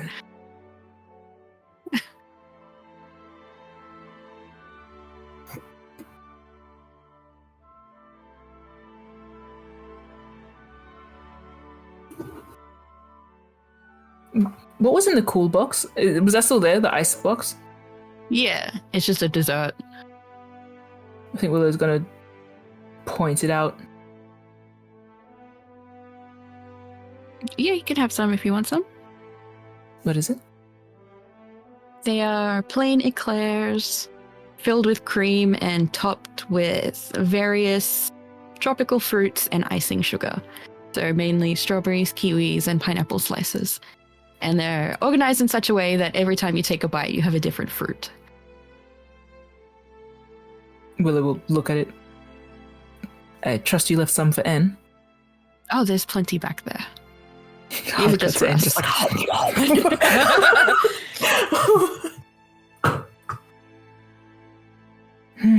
Speaking of, let's briefly cut away from these two for a moment. N, Yes. what are you up to? Once I can rest assured that Willow is going in the proper direction to ideally find Luca eventually, and is going to make their way back to the docks. And they have a little sketch in their hands as they start going around the docks, pretty much approaching certain dock workers that they know Willow has worked with. They're also going to approach Eleanor and even Bruno, and they present the back of this sketch to each of these people. Some of the dock workers, I think, are actually some of the people we saved from the lighthouse, some of the ex-crew members from the Silver Dancer, Darlington, and what was the other one's name? Aerith. oh, Aerith. didn't they go? I thought they went with Kat. I believe they went with the Jenny. I know some waved them went, off, but didn't we? I thought those two stayed. I think those two stayed for a while. If they're here, and we'll approach them as well, and is presenting this paper to everyone, and seems to be prompting them to write on the back of it. We just see like a little montage of them going to each of these people, Bruno included, and yeah. Can I just get a general persuasion check from N? Oh,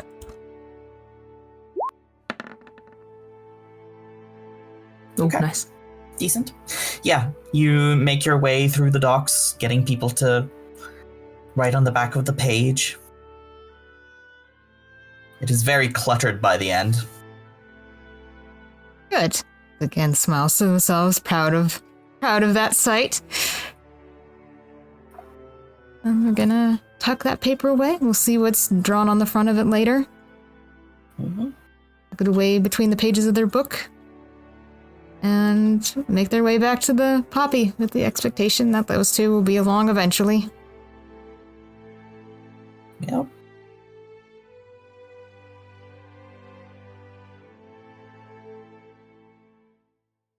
I think you see Seeker Elsa greet you and says, "Did Willow make it to?" I haven't heard any different. Though I'll assume so, unless they both got lost, and Luca also stopped replying to my messages. I'm sure we would have heard from them by now, but... Oh, if Anne messaged to check, I think Luca would have told them eventually. Yes. Yeah. Yeah, so. In the meantime, though, Luca left some of his eclairs here. Would you like one? Oh, yeah, sure. Been walking around for hours.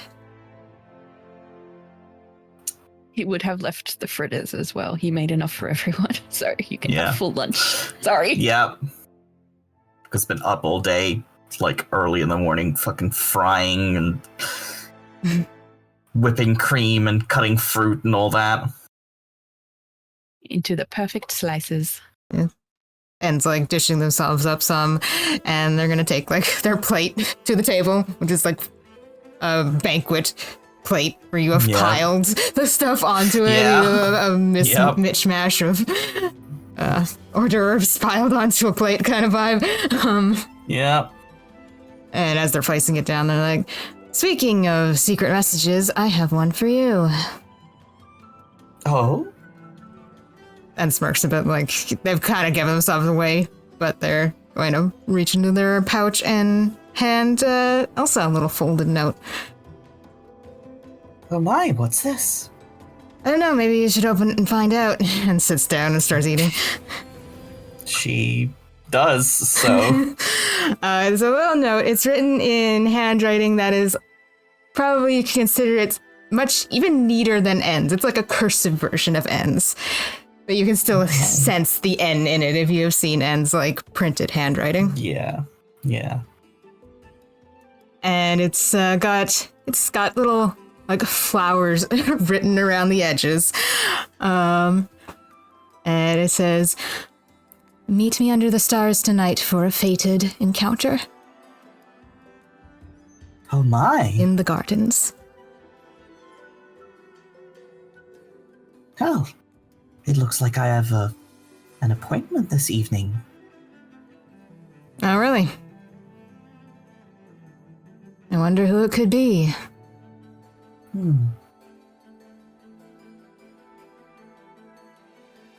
I think it will be a friend. Smiles a bit to themselves. This keeps eating. Okay.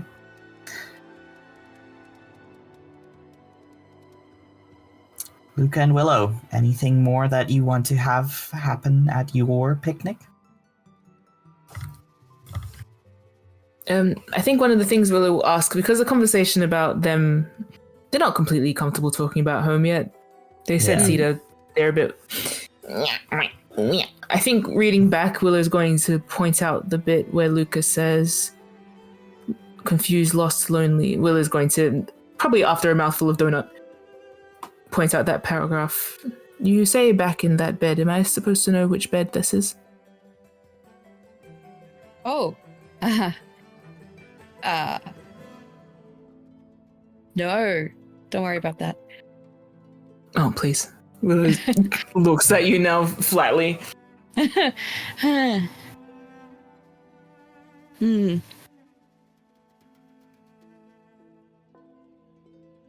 believe you said something about having further conversations going forward, and I do believe conversations have two parts.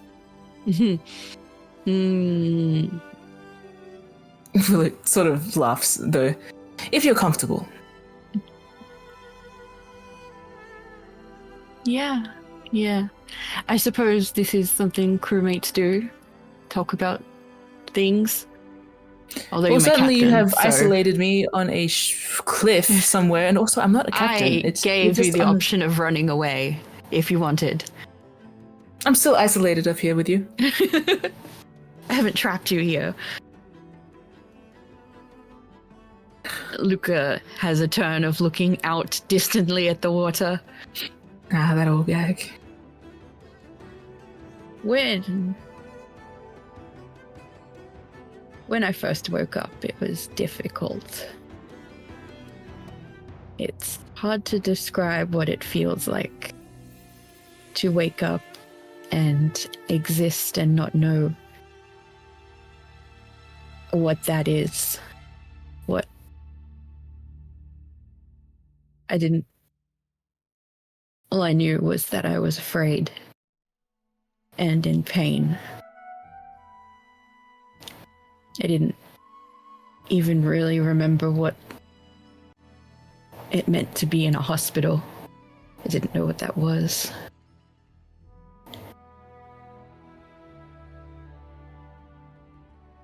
When babies are born, they don't have enough comprehension to understand what's happening to them. I think it was like that, but 22, and I understand that I'm in a world, and I'm in pain, and I'm alone. And when I first woke up, I didn't even know my name. So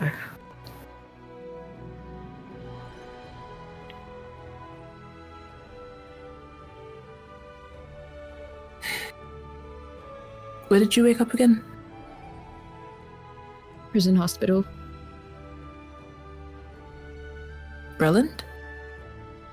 Luca nods. Of course, yes.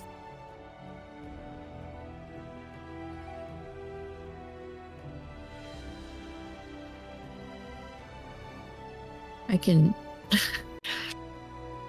remember some of the doctors kind of freaking out when I started trying to move and then holding me down.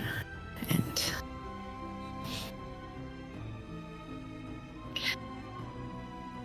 do you know what that's like?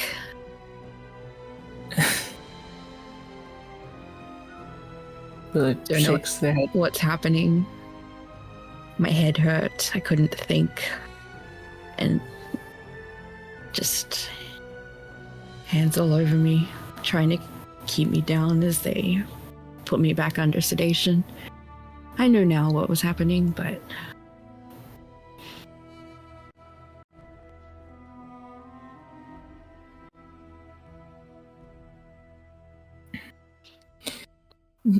Willow's got a thought. Does that mean to imply that he was not expected to wake up?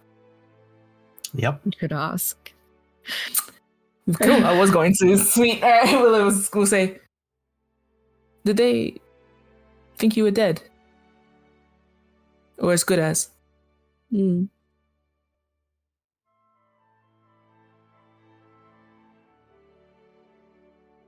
Luca nods a bit. Yeah. You must have woken suddenly to startle them into such an action. Horrifying, by the way. Sorry that happened.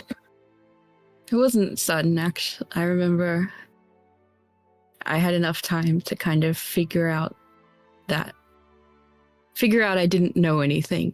And then I started moving, trying to...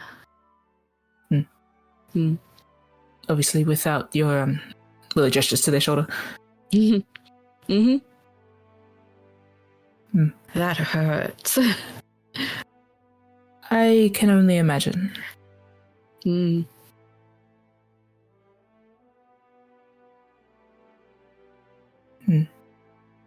Everything hurt, really. I think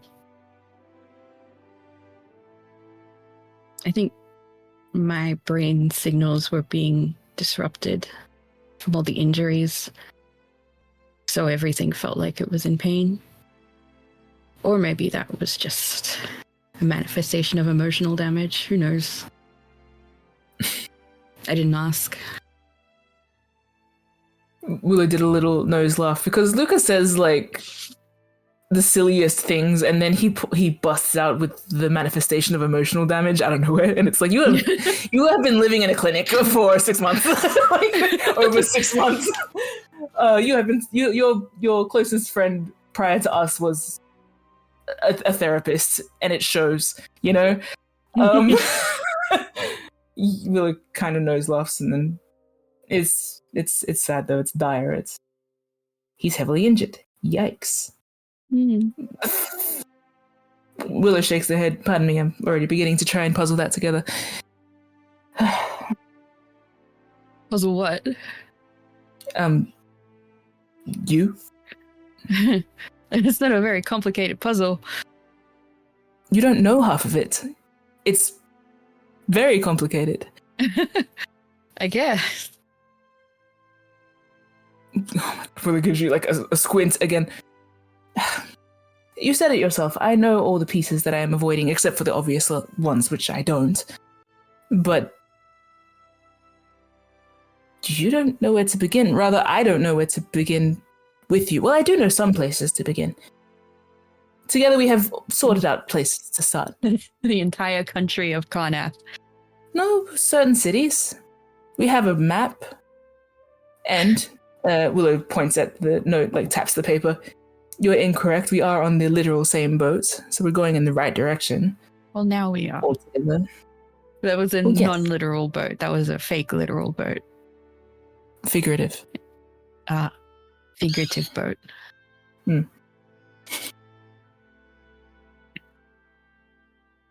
Nevertheless, do not understate how massive this is. Very doable, though. Yeah, it's still accomplishable. It's just quite large and tricky. Obviously, I don't envy you for what lays ahead. I can't imagine anyone would. Some might envy your resilience. Oh, courage. You think I'm courageous? What face did he make when he said that? Not. It's like he knows he's saying something stupid, and he doesn't even really believe it. So. Oh my fucking god! Yes. Anyway. Yeah. Willow will probably look flatly at you and say, "Yes," and I believe I told you that multiple times. I forget.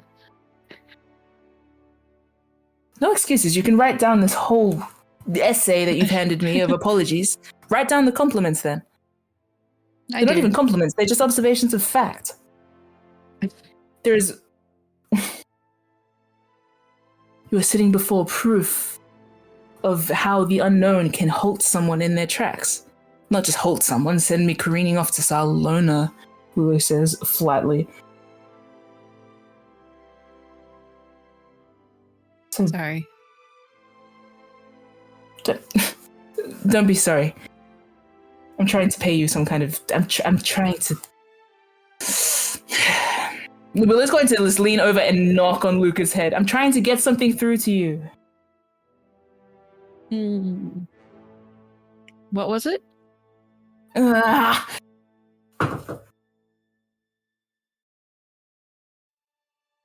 just gonna eat the rest of their clay. You can figure it out on your own. Shoves Eclair into mouth out of frustration. Just the whole thing. No, I had like half left. Are we okay? We were okay before. But Are we okay now? When yes, apparently. I'm not going to overthink it. Yes, Really? it is the first time I've mentioned my brother's name in years. Oh yeah, it is Oh, okay, yeah, that is the first time I've. See Willow like skip like a record as they just contemplate like, huh. They are thinking back. Did I say it's N? No, you didn't. Nope. Oh shit! Luca annoyed it out of me.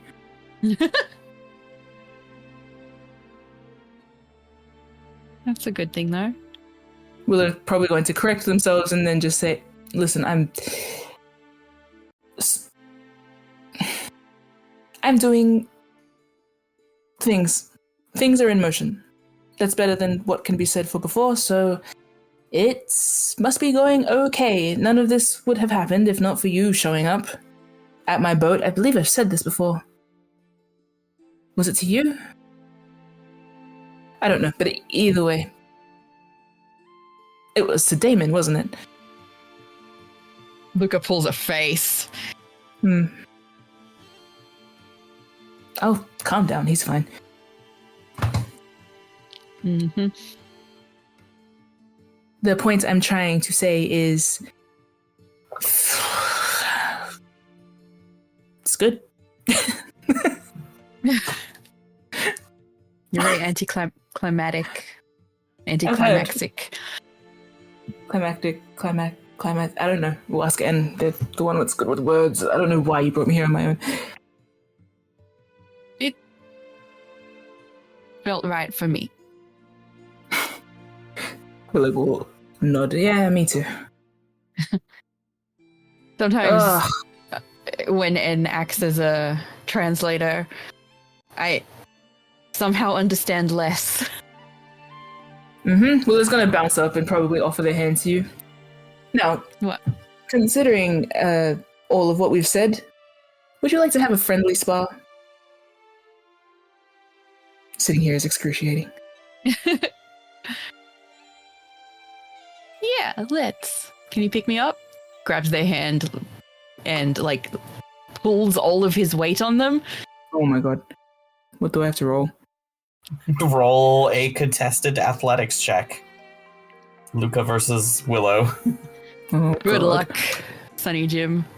Oh my god! Damn. Willow tries to pull you up. Luca, you basically just drag your whole weight, and Willow falls over on top of you. Yeah, thought so. Oh, I'll give you a big hug. So annoying. Do you say that out loud? Oh, did I say that out loud? Yeah, then okay. I think you? you might have. Do you say it out loud to Luca? Willow might just say it under their breath if he hugs them Yeah, he will. and just goes limp. And think you chose to travel with me. Despite my so annoying, I'll let them go now. And hop up. Give it a second. Oh, you want us to hug? I'll hug Willow for as long as I'm allowed. Willow's look. I'm saying that one means that they just drop and they know that it's pointless. Don't fight It's it. just like whatever. Yeah, Luca wants to hug me. This is gonna happen, and you know what? The hug ain't bad. It's fine. Yeah. It's less awkward than what happened before. It's fine. It's good. I think Luca, you hug Willow and then sort of ease up so that if Willow wanted to escape, they could. And I think Willow, you just kind of it's Roll warm. Luca's kind of comfy. It's the violence of been- laying on top of him. It's just yeah. I don't know how, but I'm winning.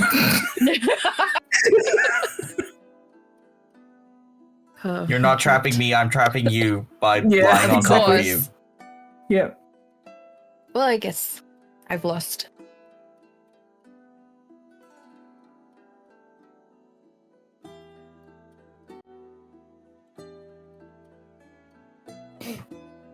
After a while of not saying anything. Unless I want to electrocute you, which I don't think I will. Yet. Yet. Yeah, we'll roll off. All right, You that's roll 1 onto point your to me. back and look up at the clouds in the sky. Oh yeah. We can just lay there. Oh. It's warm and peaceful. Sea breeze washing over you. Over the picnic blanket, ruffling your hair. It's cozy. I do imagine a brief moment of laying in the grass. It's grass, yeah? Laying in the grass, looking up at the sky, feeling someone around you, or even not even the grass, just this time of day, this kind of weather. It feels very nostalgic, all things considered, with what Willow was talking about. I think one thing that has been universal with Willow in every place they've been is the sea and the sky. And so, they roll off and just lay there, and they'll just lay there a moment and sort of let it wash over them. And I think if Luca looks over to them, they're clearly feeling more serene now. So I would advise him leave them be a moment. Yeah. And that can be the summation of your good deed, good sir. I think Luca is also lying on the picnic blanket, sort of resting his chin on one hand, about to get up, but then just sees Willow sort of relaxing there, looking up at the sky. He'll Yeah, roll onto his everything's back good. too. Yeah. Do some cloud watching together. Yeah. So, nighttime rolls around, and we see as Seeker Elsa finishes up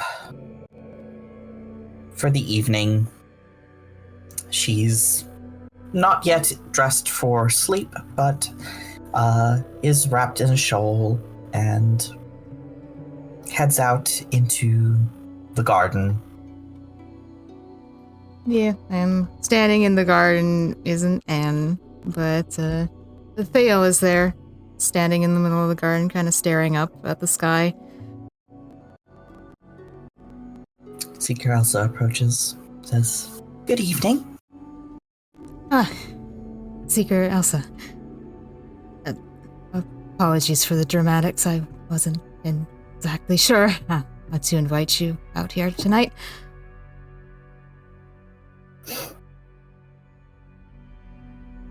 How are you doing, Vale?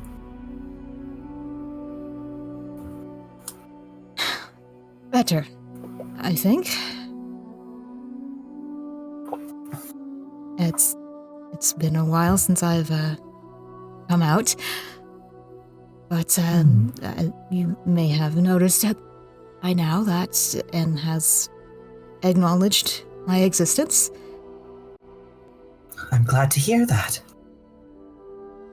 Yes, so better. Oh, but I was actually. Dale kind of fidgets a bit and tucks one of his braids behind his ear. He's kind of struggling to exist. Mm-hmm. Yeah, that's it. He's struggling to exist. But he takes a small step back to give a little bit of distance between the two of them. And then he crosses an arm over his chest and bows a bit, offering his hand. Might I have this dance? Oh. Oh my, certainly. Seeker Elsa seems a little surprised and taken aback, but takes your hand and does a little curtsy to you. It was a little bow back, and then he easily steps into position, holding Elsa's hand and putting his arm around her waist a bit. Mm-hmm. Elsa puts her hand on your shoulder. I'm slightly out of practice, but if I had thought ahead a little more, I might have perhaps found a method to provide music, but...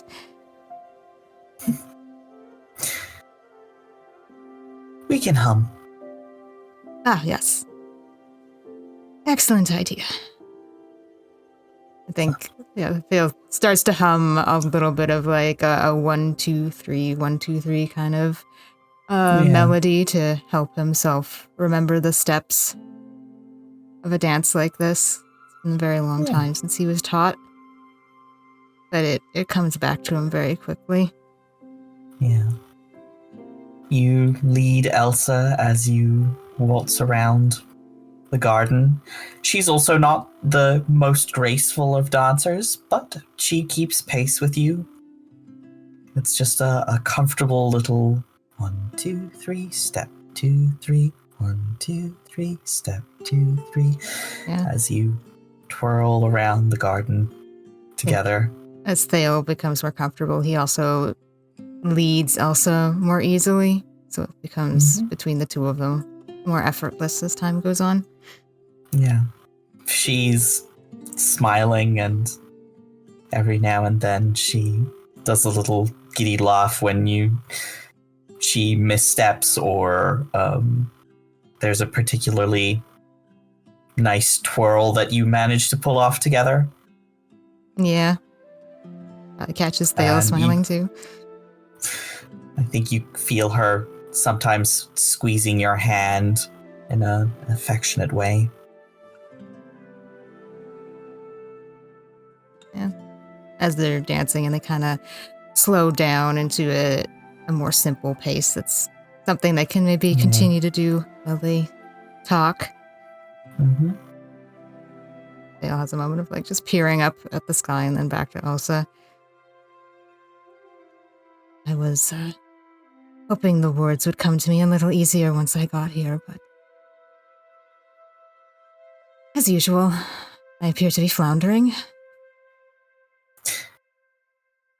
I wouldn't have known if you hadn't told me. I'll keep that in mind. Perhaps it is less of what to say and more where to begin.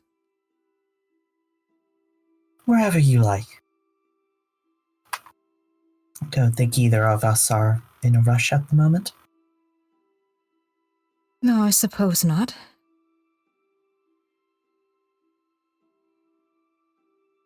And as you are well aware at this point,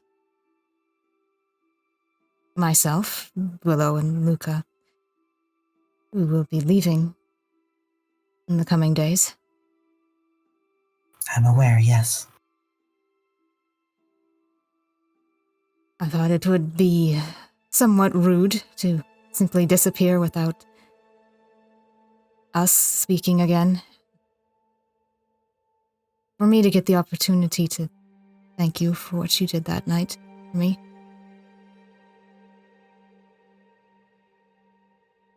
I'm glad to see you doing better.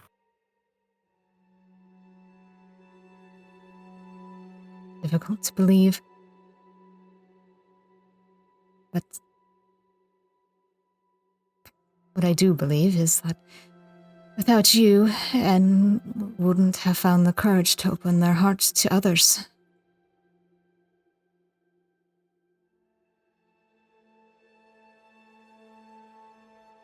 It can be very difficult to reach out without somebody reaching back first.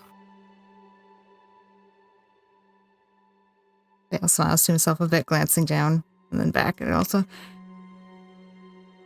it occurs to me that if that had not happened, they may have never befriended Willow nor Luca, and they may have fallen victim to the snapdragons once more.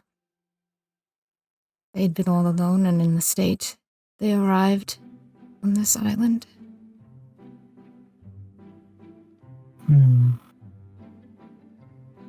Well, a little bit of kindness does go a long way, doesn't it? I am recalling.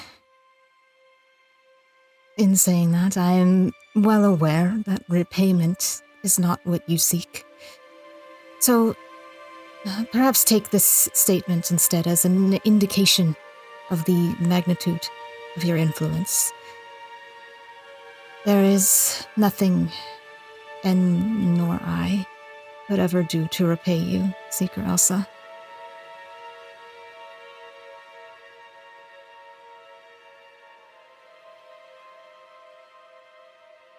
I think she just gives you a smile and stops the dance to hug you tightly. Yeah. Dale hesitates for a moment and then wraps his arms around Elsa as well.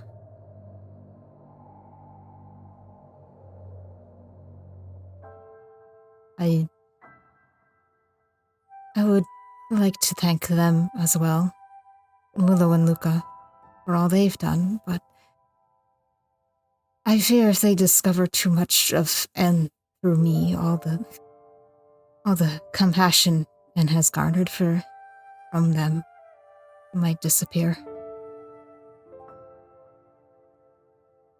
How do you mean?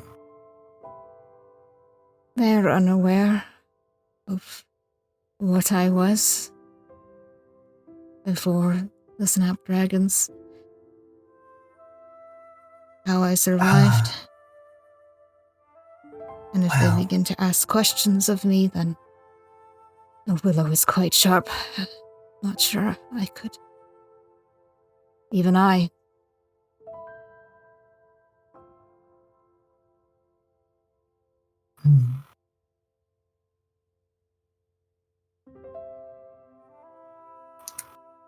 I don't think that your crimes, whatever that you may think they are so great that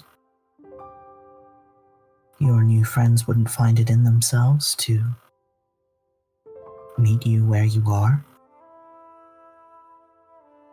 And should know this most clearly because they're friends with Luca.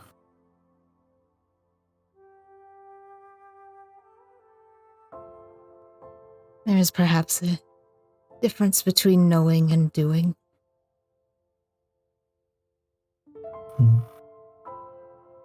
There is that strange quirk that I think many experience where we are the exception.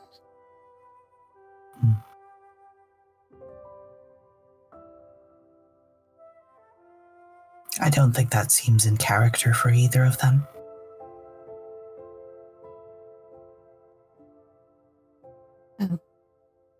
I myself have not met them, but I have heard good things. Perhaps it's your turn to connect a little deeper with N, what they've experienced.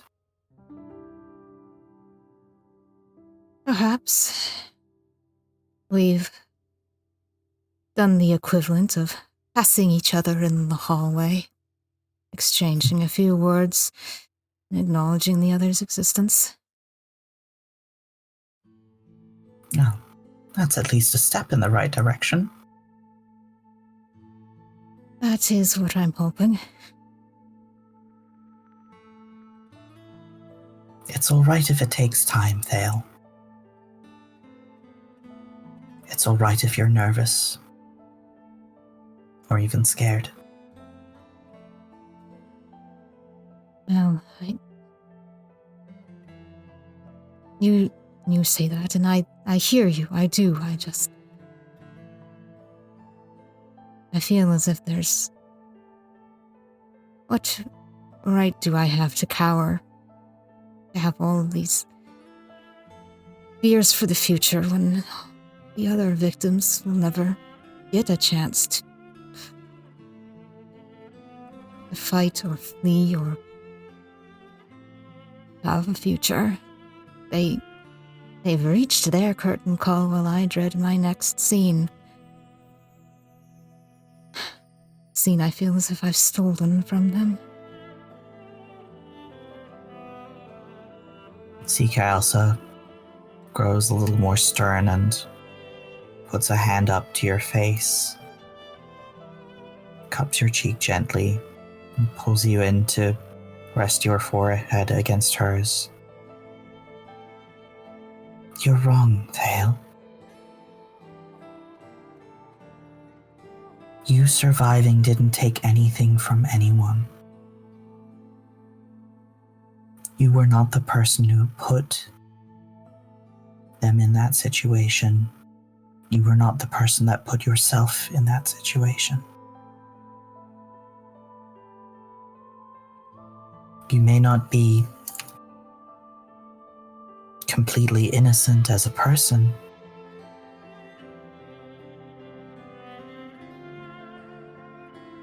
but nobody deserved what happened. There is no such thing as deserving what happened.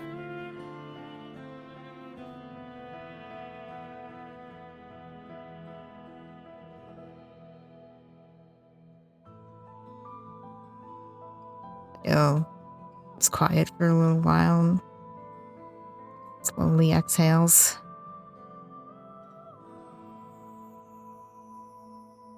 I hear you.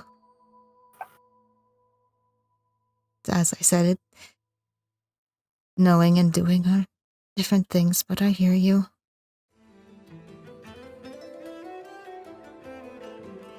Has Willow told you of Tarek's fate? Or Luca? I don't think they mentioned it. Well, I believe it is a bit of a secret, but you and I are in the business of secrets. From what I've heard, he's been revived. He's alive. Well, that's good news, isn't it? It's very strange to think about. Not that his revival is anything negative. Certainly not, but he, for all intents and purposes, he has become the second known survivor of the Sap Dragons, as far as I'm aware, anyway. Well then.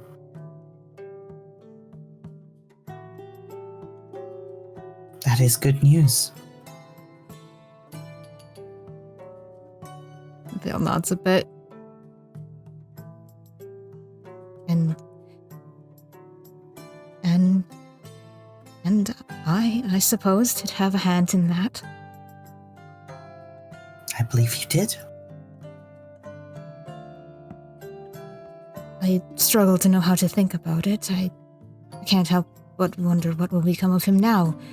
When he emerges from his cocoon, will he remember what happened to him? Or will it be forgotten? Or will it torment him like a ghost he cannot grasp? Like, what happened to N for all of those years? But Silver Dancer has left port now, along with Tarek Alham. I wonder if I'll ever know. That is a good question.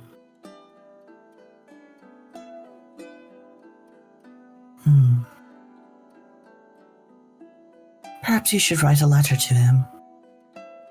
Vale straightens up a bit, raised eyebrows like he didn't really think about that. This is the Tarek Elham. I'm sure he receives fan letters all the time. I'm not sure how I would stand out.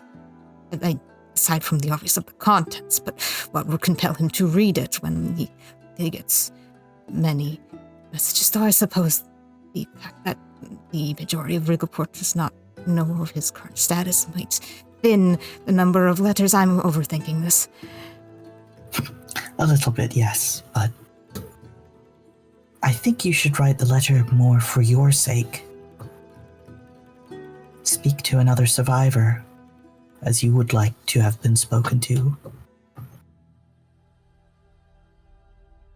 It may bring you comfort as much as it brings comfort to him. Sometimes the point is in the exercise. Yeah, Theo's like, his gaze is wandering around the garden a bit as he's listening to us. So, like, this is very new information, a very new angle for him to process. It's like he needs to look at something else while it's just sinking in.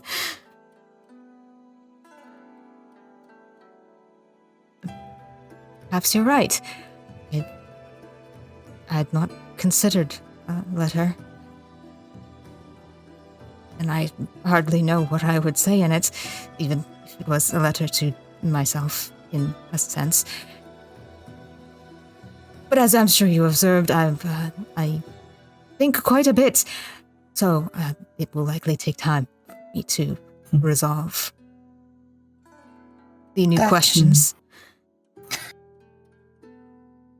Writing them down can also sometimes help straighten out one's thoughts. Now this I have noticed. I imagine you at least know about N's journal and their extensive writing in it. Oh yes, yes, you know of the eye, and Thale gestures to the eye, which is blatantly out right now. It directed me to read N's journal when I was very confused about time, place, existence in general. So yes, I'm aware. Huh. Seeker also sort of pauses a moment. I don't think you've mentioned No, I don't think. that the eye talks to you? Have I not? It's been a while for months. I don't think you have. That's like, oh, this is why we should meet Willow and Luca. Yes, that's They're like raises his hand like he's gonna say something. Where's it? Raises it again. So the eye speaks? Or is it more like emotions? I'm sorry. No, you are absolutely fine. Secret Elsa, it's complicated. It writes. Which I see. Tommy's cracking up and I'm like,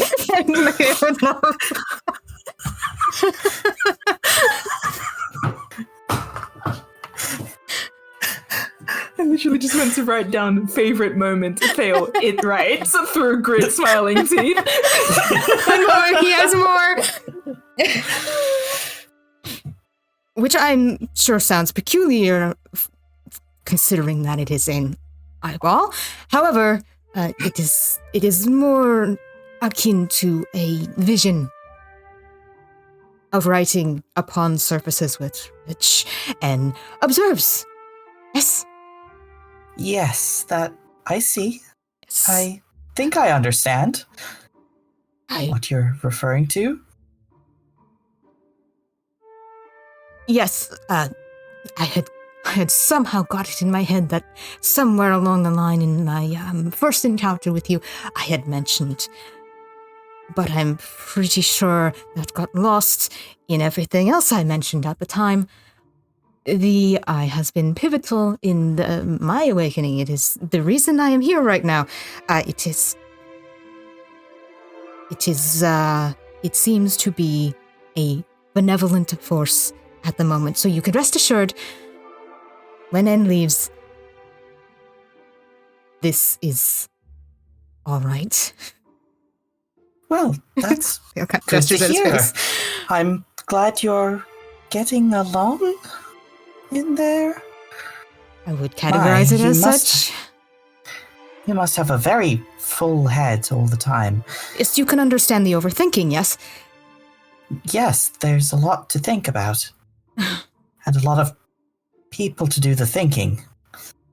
And sometimes information it's lost or forgotten, mentioned by one and not the other, remembered by one and not the other. We do not always communicate effectively. That seems very difficult. Well, I'm sure it sounds that way for me. It's just the way it's always been, if not a little more extreme as the years have passed. But what does not become more difficult as you age?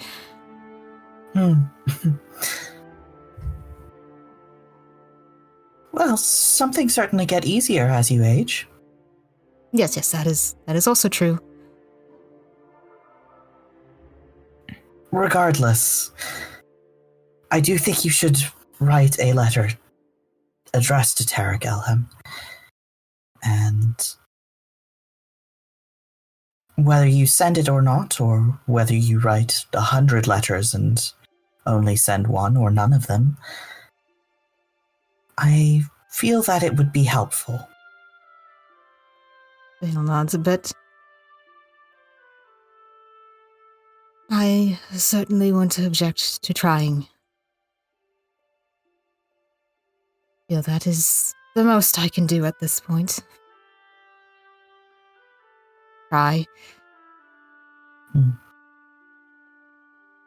And I think part of N catching up and remembering you means that you should also try to catch up with and find out where N is these days. Yes, my hope would be that in meeting some of these people that N has grown close to in the last few months, it might assist me in finding my feet in this new world they've built for themselves. It's quite a colorful world. So I've noticed pink and green and orange and blue,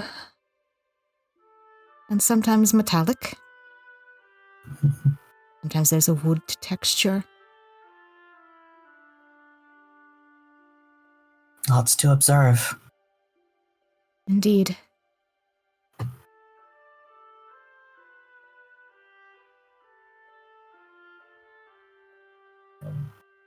one thing that has come in this exchange,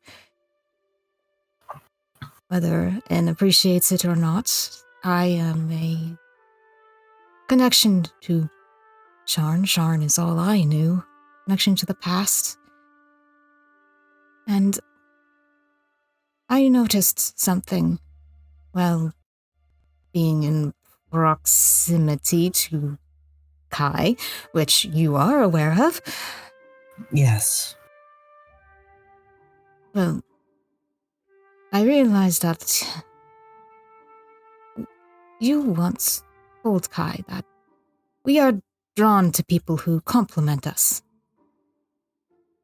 Yes. Now, at the time, he did not understand that, and I can't tell you if that was because he repressed painful thoughts for N or because he was born after N left Sharn. However, I believe I understand.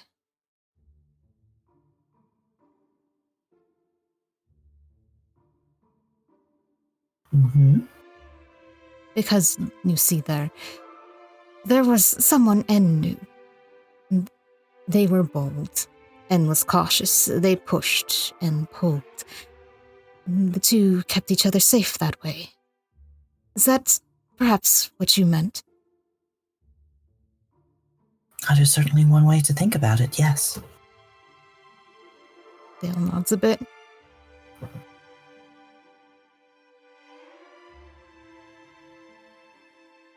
Might I ask who this person was? I think Thale sinks. Like, I imagine they're kind of still close from the dance, if not still kind of holding hands.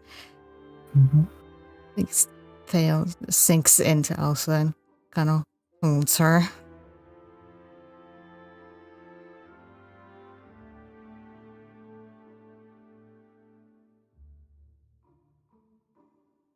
I think you feel Thale start to shiver and hold Elsa tighter.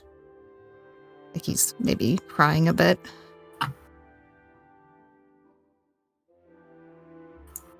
She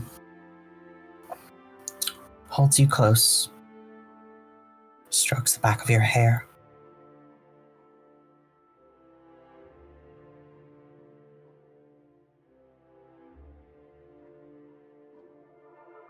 Actually, Thale kind of draws himself back a bit and apologizes slightly.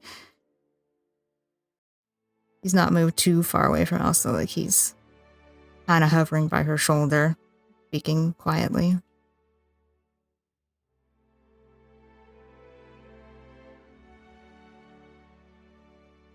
Her name is Neve. They are N's sibling.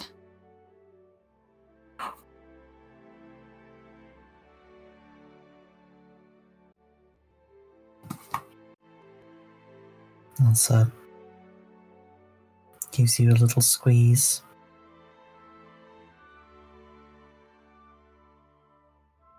Thank you for telling me.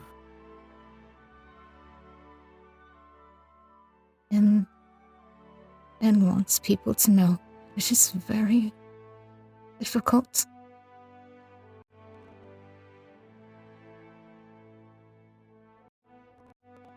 And tries not to miss them, but I miss them. I've missed them ever since I was born. I was born missing them. Oh, Vale.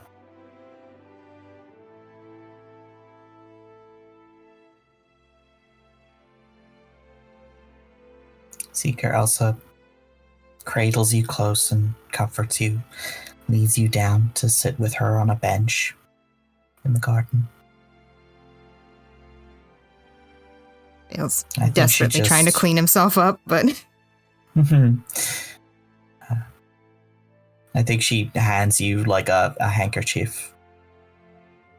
You want it, and... Yeah.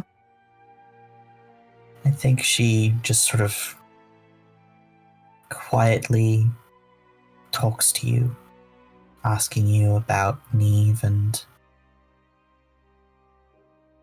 how you met, what adventures you had together. Just letting Thale talk and reminisce about this person that he's been missing for so long. Yeah, he talks about it a lot, like it's stories he's heard, but the emotions that bubble up as he's talking show how personal it actually is. Yeah. I think she just encourages you to talk it out until you're tired. Doesn't necessarily give you any advice, but... Yeah, I think once you open the door, Thale's just like off telling stories, telling tales, and that way someone who's worked in theater might. Mm-hmm. And there are points where he really lights up, and points where he will get really quiet and start to cry again. And Elsa just listens comfortingly to you. Thale just kind of concludes that he thinks they'd want to be known by all the people N knows. Someday. Someday. Like I said, this is a step in the right direction.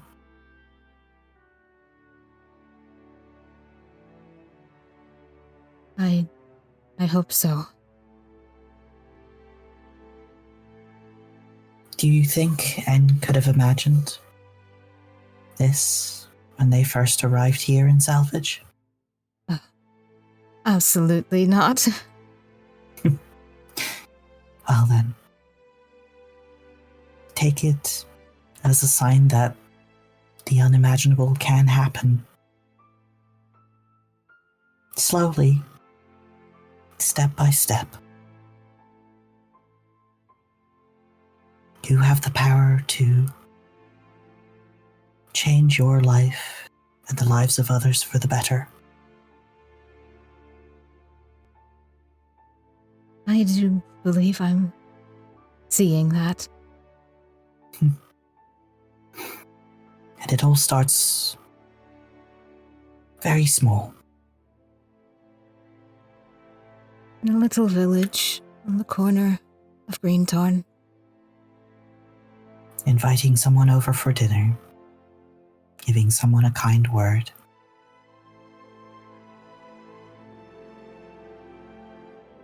Like a seed that will one day bloom.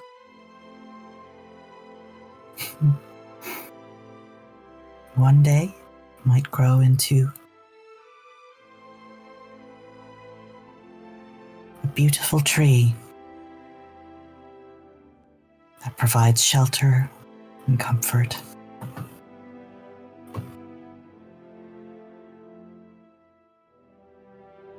I think if I were a tree, I'd like to be large.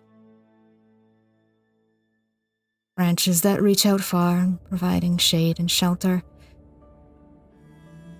But also a tree that perhaps grows flowers or fruits, gifts that even passerbyers could enjoy.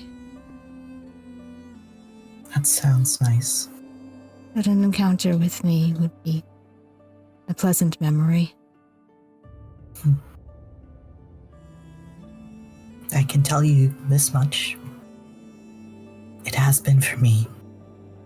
She puts her hand over yours and holds it between hers, soft and worn, a little bit raw in places from the soap and scrubbing, a little wrinkled, a little liver spotted. She squeezes your hand in hers. Thale puts his hand atop hers, his free one, and just a little affectionate hand sandwich, squeezing her back.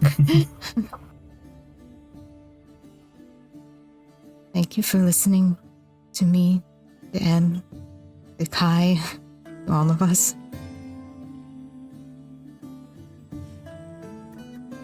I am happy to help, and I'm happy to listen. And thank you for letting me be kind to you and being brave enough to accept that kindness. Vale smiles a bit and just kind of ducks his head. He's a bit bashful about being called courageous over that.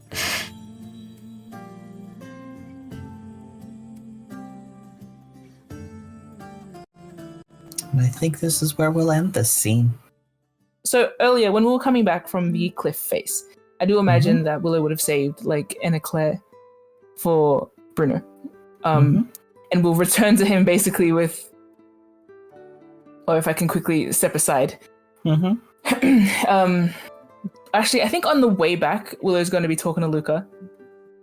And then probably you can come up with me as I go to Bruno. Well, I found the culprit, by the way. Joke, however, at Luca. Ah. Right. It was anyway, he made it these. Oh. Well, thank you. Bruno will take the eclair and set us aside.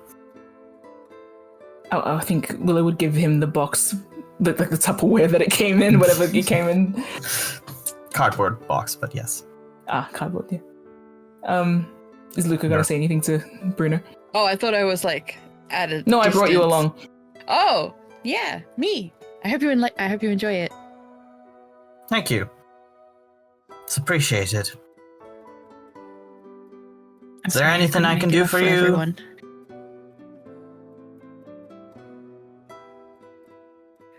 Don't worry about that. I said sorry, I couldn't make enough for everyone. I wouldn't worry about that.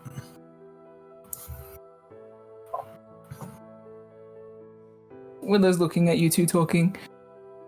One, like, just kind of small something flickers across their face, and then they'll say to Bruno, by the way, I'm going to rename my boat in 2 days. Or rather, the day after tomorrow. I should have told you as well. Willow looks to 7th. Luca. The 7th, yes.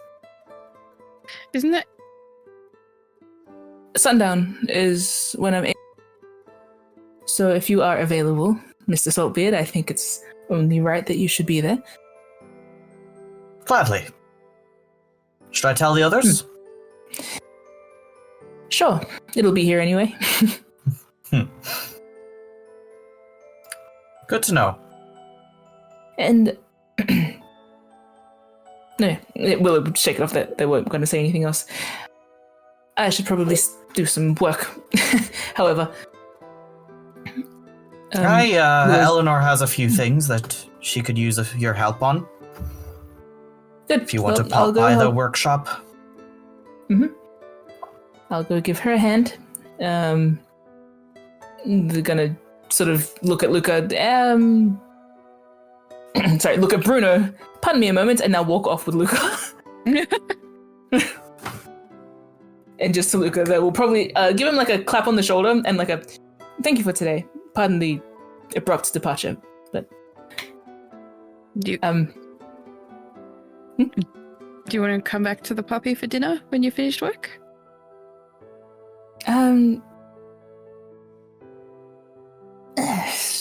I think I'll probably end up here all evening. Okay. I have some things to catch up on. We'll catch up tomorrow. One thing I wanted to mention, if you could also tell N, you're free to invite your friends from Regalport to the boat renaming. Boat naming ceremony. Anyone that you want to seek an Nereus, tell N to invite the artists that they keep visiting. Janie Hazelwood. Jaylee. Yes. Okay. Invite whoever seems important to you. Do you bring something to a boat ceremony? No. No ill will, and fair winds. Okay. I'm kidding. And Does I think any fruit if there's any food left over, Luca will put it in Willow's hands. I don't know if there is. Yeah. I don't think there is. Willow gave whatever was left over to Bruno.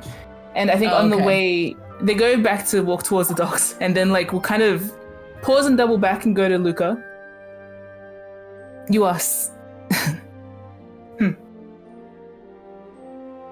gonna point at Bruno. You asked how my brother was. Luca tilts his head slightly. Make an insight check, Luca.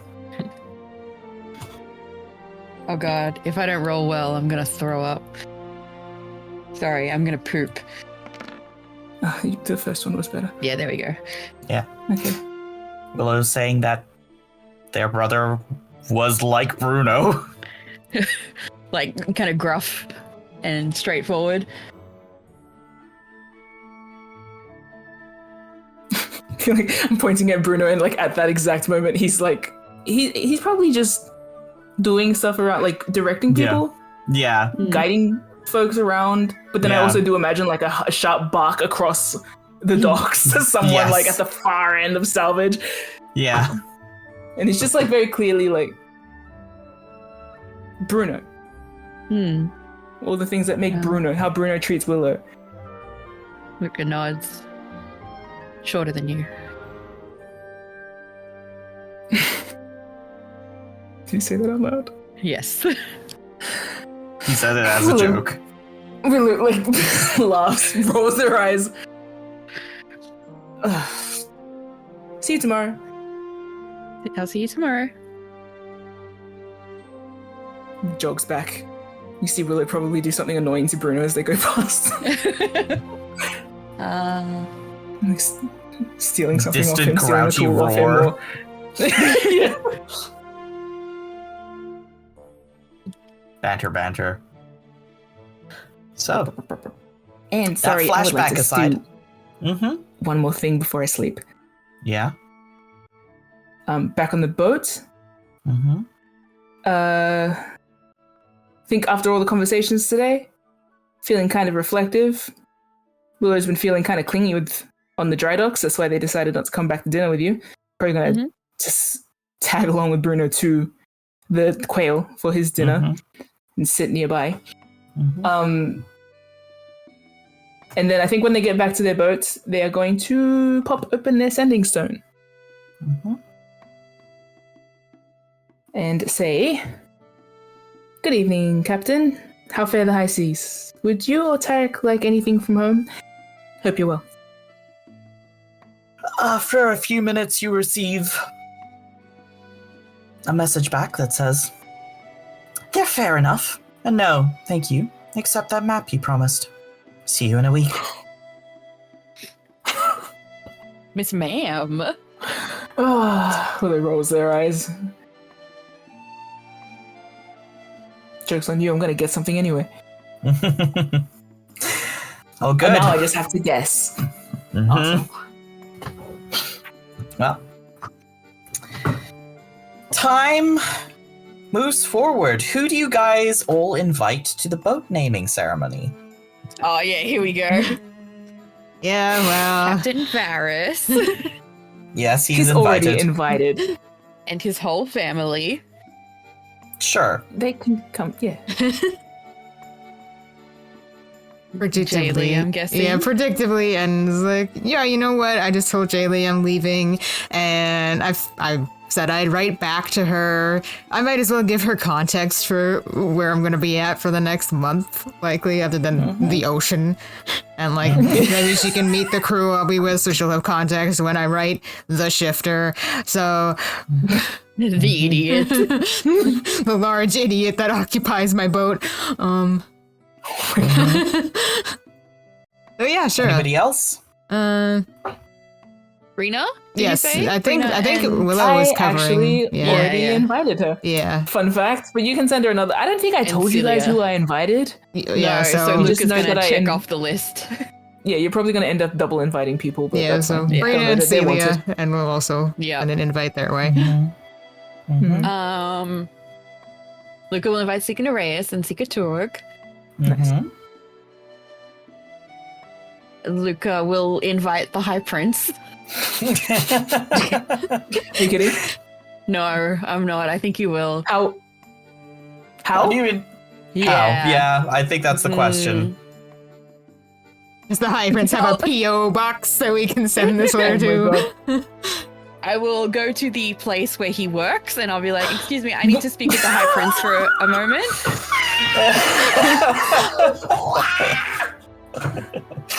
Message for High Prince Riker?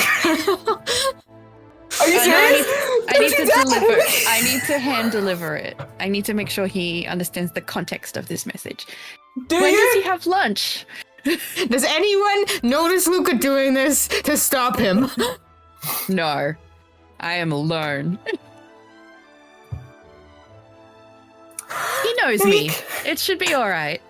Make a persuasion check. You better roll low, you dumb motherfucker.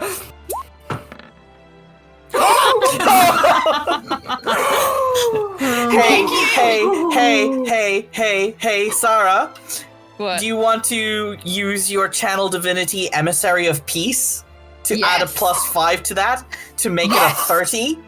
Yes, I would like to do that. Why are you doing this to me? Yes, 30. Does that get me in to see the High Prince? No. The answer is yes. Yes! What the fuck are you doing? We specifically told you not to do this. No, Did they? Rowena told me not to do this. Willow has William's made it like, very "Shit." clear that they don't want to be seen by Ryger, so Oh, you silly little goose. they came in Luca mass. thinks it's okay now. Like, they're I told you alright to now. invite whoever's important. Yeah, who is more important than the High Prince? I just dropped You really something. gotta be careful about what you say. Oh.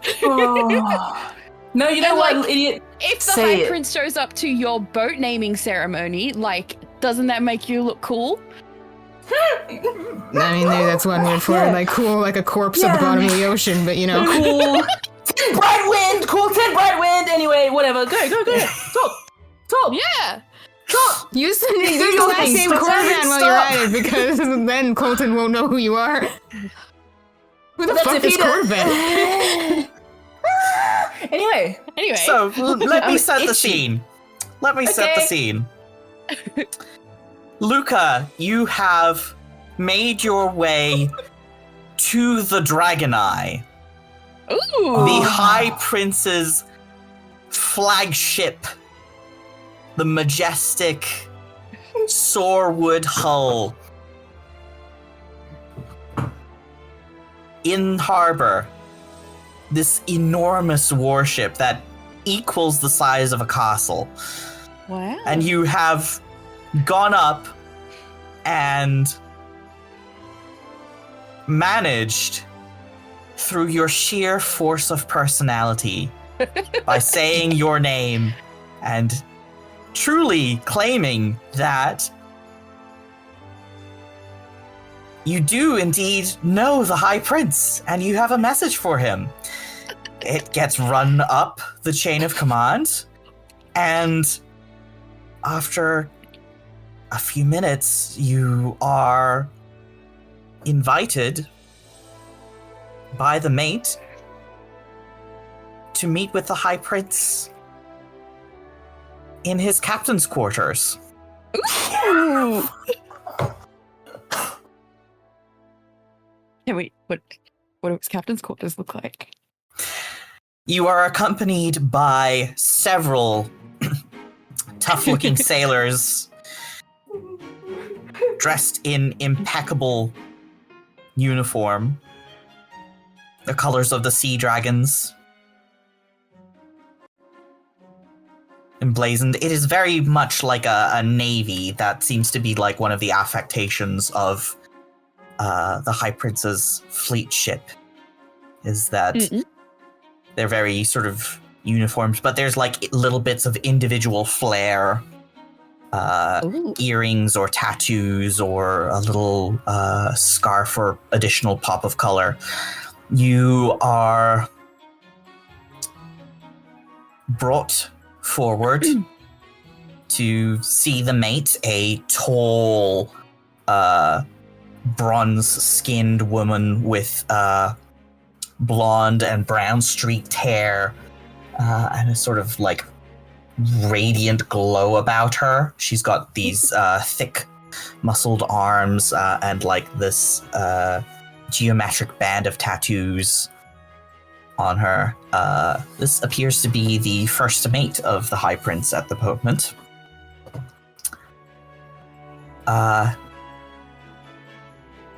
And she says, "All right then. No funny business." Of course not. And knocks on the door. "Enter." High Prince is sitting at his desk in his stately captain's quarters. There are some shelves of books. It's like this beautiful, warm wood, like little bits of treasures, trophies, mounted on the walls in specific ways so that they would stay well on the high seas. There, he is sitting at a desk with like some papers and like a quill and a sort of half-eaten side plate of food to one end, and he says, so Luca Carnson, right? One of the men who saved my old friend Varys Greenleaf from a hag's curse." Luca kind of beams, like, I'm so flattered you remember me. I wasn't sure if you actually would. "I take very good care to keep note of interesting people. Especially Luca interesting nods. people who do favors for friends of mine." Well, I'm Chloe. glad to hear that. He acknowledges the first mate. "At ease. You can stand outside." May I shake your hand?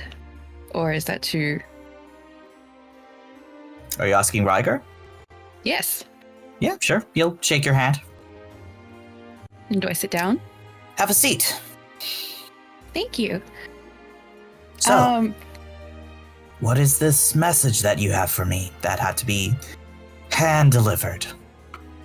Well, I have come to invite you to a boat naming ceremony. Oh. Mm-hmm. What Captain vessel Varys would will that be in be? attendance.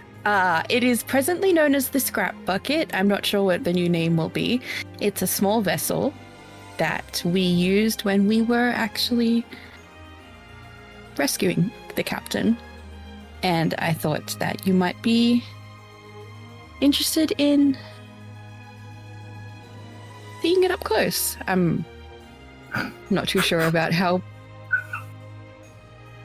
I get the impression that pirates enjoy things like ships, and I thought perhaps you would enjoy seeing the ship that helped bring Captain Varys back. Smiles. And then I put the piece of paper that's got like the information for the party on the table for him. Oh, that's an interesting proposal.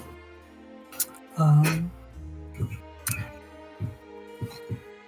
guy Ryger is gonna do an insight check on you. Oh, my sweet baby. 14, that's okay. Well, I'm like gonna allow myself to be read. Like I want him to know that I'm being sincere and that I'm no Okay. threat to him. This is like all above board. This is genuinely just someone asking another person if they would like to come to a celebration. Okay. And the fact that like you're reaching wildly to the top of the rung. Well, you What know, is that? Luca What's that? thinks that Varys is a close friend of Willow, and obviously Captain Ryger means a lot to Varys, so the extension would be that Captain Ryger thus means a lot to Willow. So, I think he's gonna ask you some questions about the thing. Yes. Just like idle chatter. Make a wisdom check. Oh no. No. I think Not either a wisdom saving throw or an insight check. Ooh. I think this would be wisdom saving throw. Okay, yeah. You are trying to resist the High Prince's charm. Yeah, Oh, of course. So, Oh yeah. Nice. I think you end up. He brings you into casual conversation about this vessel and asks for a little more details on how you saved Varys and what adventures you've had since. And hey, you call Varys captain, and Varys mentioned that he'd briefly captained a vessel. Would that be the same vessel that you were talking about? Who are the other crew members? Me and the others that you met, the girl who is a... Luca pauses while he tries to remember the lie. A paranormal investigator, and the cognaut.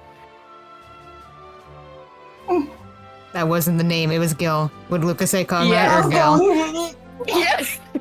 Make a deception check. No, that's not gonna fly, sir.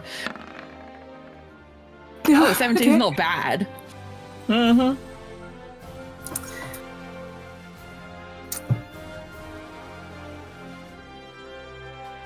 There will be a lot of people there. This is quite a large celebration, but I imagine the whole village will be there. I'm not entirely sure.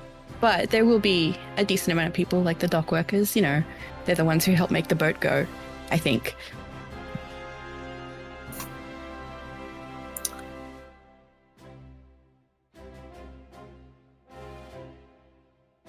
So,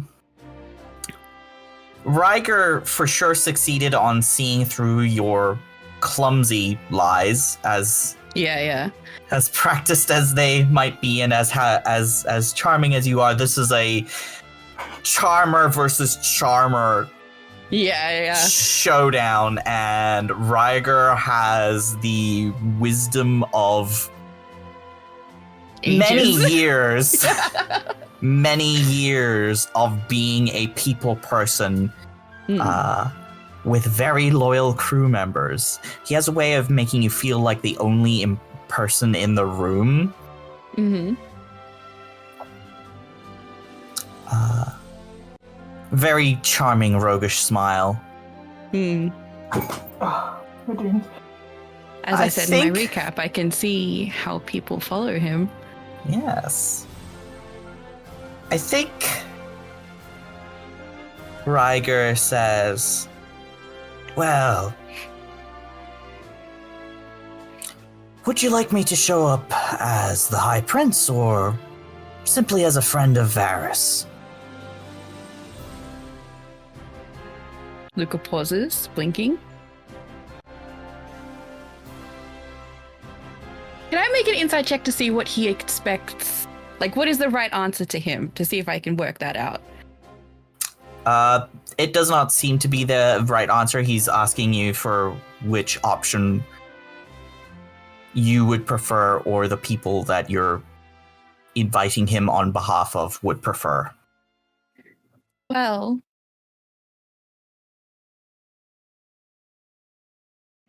I think that having the High Prince, you're a very recognizable man.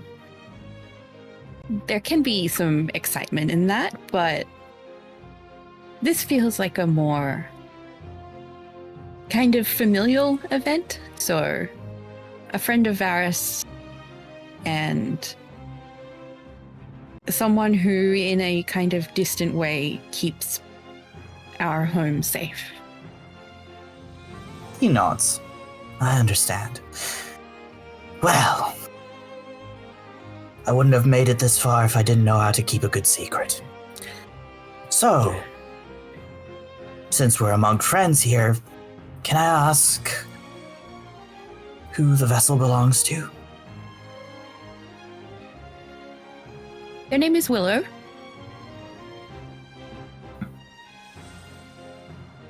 Okay. This is what we call a breach. Oh, it's breaching out of my mouth.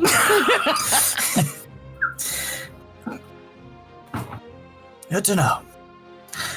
Oh, good. Well, Of then. course, I understand the schedule of the High Prince could be quite busy, so I'm sure I can make time enough for an hour or so. truly? Yes, certainly. Oh, how kind of you. Thank you. And I hope you're ready to start writing another apology letter, Luca.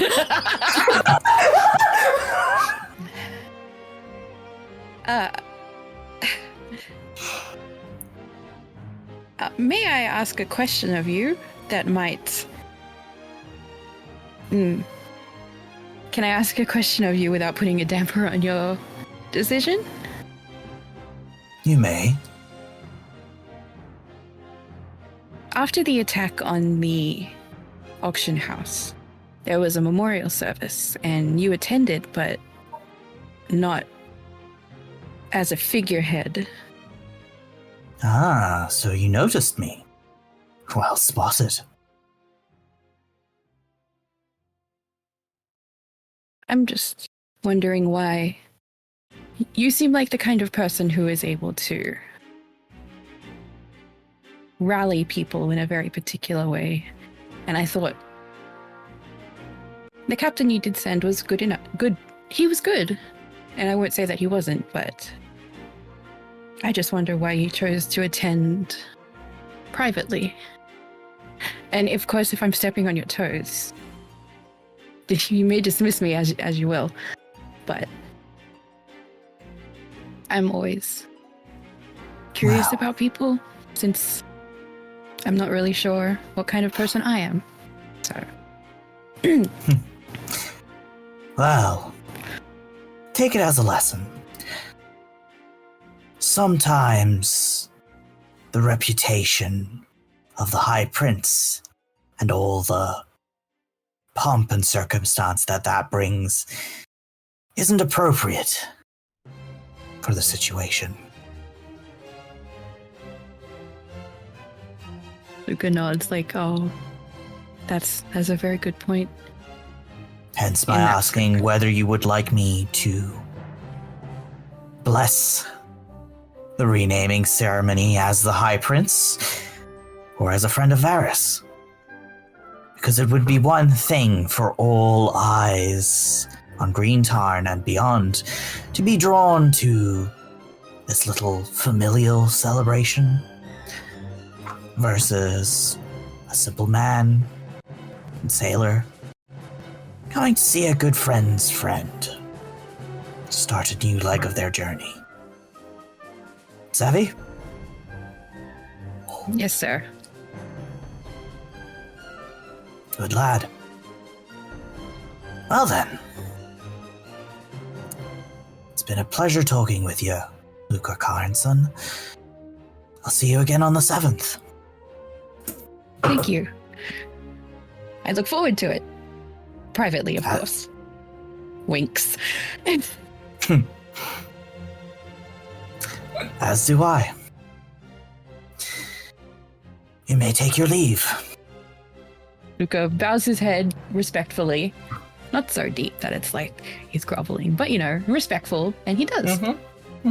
Yeah. And you are escorted off the Dragon Eye. Back to Regalport. Yeah! Having pulled off the wildest gamble of the century. It's not over yet. I've just used all of my luck. This is throwing the dice. We still haven't seen how they landed. We haven't seen if the dice you threw landed in a landmine. I think I made a good, he seemed like, That's not the point, Luca! You've missed the entire point! You missed how he worked you over for all the information he could ever want! I mean, I was gonna give it to him anyway. That's a problem too! Anyway, what's next? Come on home, Luca. Or whatever. Whoever's got shit to do on the 6th. Oh yeah, I'm going around Regalport and organizing stuff as well. Yeah, and Good for you. I think Apparently you are. Yeah, you're very good at that. And just sent a letter to like Jaylee and Brina from Salvage. I don't think they went into Regalport because everything they want to do in Regalport is kind of wrapped up now, other than meeting with Jaylee later, but that's later in the week. And it's about to be sooner in the week, but we still have our like final farewell. I assume, assuming we're not going to be chased out on the 7th, but you know, we'll be optimistic for now. And is spending most of today in the Salvage, baking. Yeah, They're making that nice bread that they made that one time. I forget its name. it's like a brioche. braided brioche. Brioche, that's it. Brioche, yeah, that's the one. Yeah, a braided brioche. Brof. Yes, the brof. No, you're right. That's what it's called, the brof. And Yes. is making bros. Yep. Bros. Bros. Beautiful broths of bread. Yep. Yeah. I imagine Luca, after finishing his Errands. His quest. is also organizing. I imagine between and Luca and Elsa, you are covertly organizing as much as you can for the festivities tomorrow night. I'm going to extend something to Elsa as well, a gift that I was kind of arranging with Luca and but I think Elsa's also in on it if there's anything Elsa wants to contribute. The little puzzle box and bought the other day, they've put the rubies inside of that, and I think Luca had some earrings that he was gonna put in there, and there's still a little bit of room, so if there's any small trinket that Elsa wants to give as a gift to Willow in this little treasure box, and is offering that as an option. Yeah. Okay. I think Seeker Elsa tries to think for a moment and then decides, she's going to write up some potion recipes. Oh. On like a little slip to hand over to Willow. Nice. Yeah, so we'll tuck those in there too, and we'll snap the box back together. Yeah. Great. I do invite Seeker and Reyes and Seeker Torg. I can't remember if I said that. You did. Yes. Okay, They cool. will accept. Torg might have to come earlier. Seeker and Reyes might show up later. Yes. But yes, they are both happy to accept and attend. Can I know, just self for me, can I know how like Brina and Varys Yes, they're saying that absolutely coming. How did they receive their invitations? Brina apparently received 2. I think Celia read one and Brina read the other, and it was like, we've both been double invited to attend this event. I guess we'd better go. So Brina's like, oh shoot, do you think I'd need a suit for this? Or Celia's like, it's at the docks, I'm sure it'll be fine. My ladies. Oh, It's so cute. How does Jaylee receive this? I'm curious. Yeah. I think she like writes back as quickly as she can, like, yes, I'll be happy to be there. Do I need to bring anything? Actually, you can't reply to this. Don't worry about that. I will see you there. And Varys, friend of Ryga. Yeah. I think Varys says, so you're finally giving up the name Scrap Bucket. To himself? He better fucking say it to himself. No, he writes it down. Oh, wait, no, I probably visited him. Actually, no, I probably said it to him. Yeah. Sorry, I probably said it to him like almost first after I renamed it. Imagine I said it while I was teaching him at the docks. yeah, but look So he said that he's finally giving up Scrap The Bucket. name Lucas Scrap sent Bucket, it's like, an invitation to Varys and the family too, so you've got double invites. Yeah. Right. But yeah, Varys is like, Varys probably joked with Willow a little bit at the thing, but would be very proud to see it renamed and done properly. Looking forward to being there. Yeah. Hopes Willow is prepared to give his grandniece and nephew a quick ride on the ship because of course they will want, of course, to do that. Willow makes jokes about it being called like the Gold Dancer instead, like it's going to outpace his old ship. This is them bantering. It's like a lot of banter lessons. and silly jovialness. I think Willow will hold his arm briefly and be like, I thought of one. Second chance.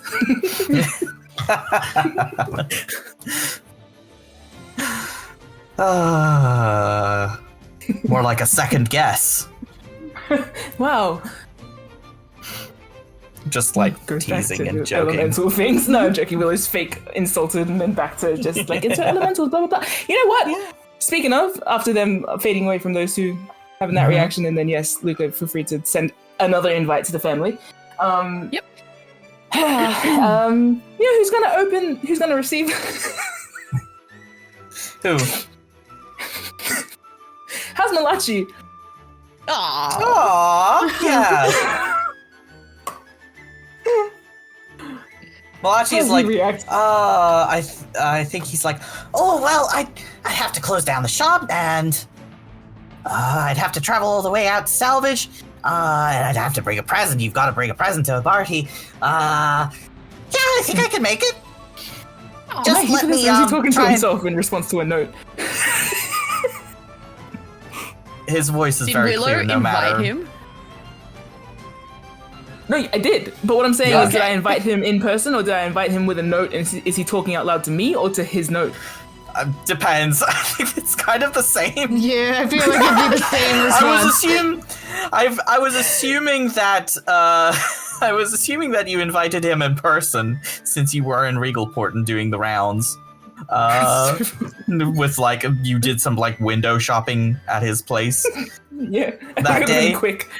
If he starts rambling, Willow will be like, "If you can make it, you can make it. If you can't, don't worry about it." And then just kind of leave. Yeah.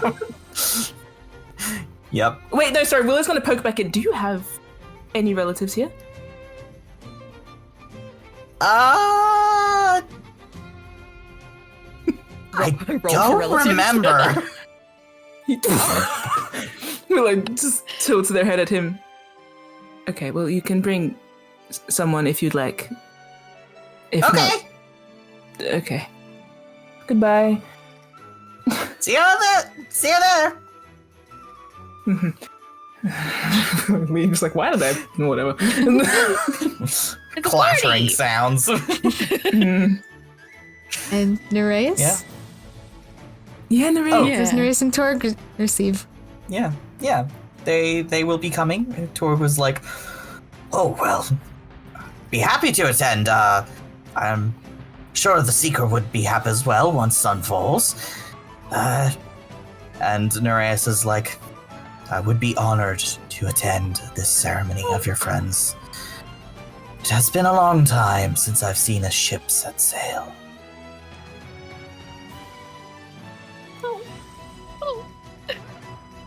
I don't know what to say. It just went well. It's good. Okay. Yeah. So, we have all this hustle and bustle and hubbub. I imagine that, Willow, you've also been getting a few, like, people to tell you to scoot as they are making gifts for the renaming ceremony. Oh, Willow would probably be the one telling them, like, you don't have to make gifts for them, so I imagine I'm getting told to step aside. Yep, scoot. It's very low-key. It's very small, but... They're going to go to the quail, though, and probably ask, like, prepare Eka and ask, like, if she could make maybe her pies, since Willow likes them a fair bit. But Willow's coming with, extra money and, like, we'll get the groceries for it. Yeah. I think Eka is, like, has probably already heard down the grapevine of these things if you haven't arrived at her first. But yes, absolutely, she will happily make the pies. And she gratefully accepts the cost of the things and is talking to the other members of her staff about, like, how to get such and such things. For most of the 6th, just Regalport is, I should say, Salvage is a bustle with activity. More than usual, because everybody's also preparing for this party that's apparently going to be thrown. It's kind of become one of those things where it's like, this is no longer a gathering of some friends to do things. This is like a like village event. And it doesn't super matter what is going on so much as the party atmosphere, you know? Yeah. It's like it's like a charity event or a bake sale where it just kind of balloons out of proportion and people are just going there to like be there, you know? Yeah. It's the sort of like, it has this low-key festival vibe. Yeah. That's so cute. Is what it's ballooned out into. I was gonna say, Willow's air quotes, didn't expect that to happen, but if they're real with themselves, this always happens. Salvage doesn't just do like little celebration. I think if and like starts to notice as they're going around doing their things that Salvage is like picking up this festival atmosphere, they might start making like paper chain decorations with whatever they can find in the poppy. Is like, no, we need decorations actually. I think it's one of those things where like one person tells another person, tells another person, tells all their friends, tells all of their friends, and it's like it's kind of grown beyond you. Yeah. Not because like you're insanely popular, but just because like everybody's happy to have a party.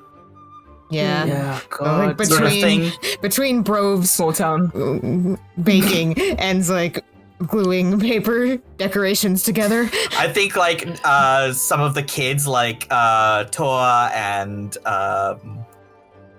the Bailiwick children and even the 3 like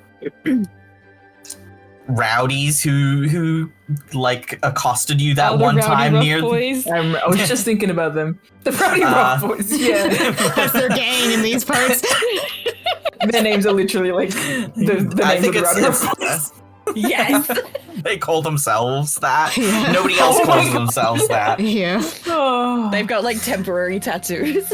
I've drawn on each other with pen. Yeah. They're in Pirate Town, man. Of course they have. Yeah.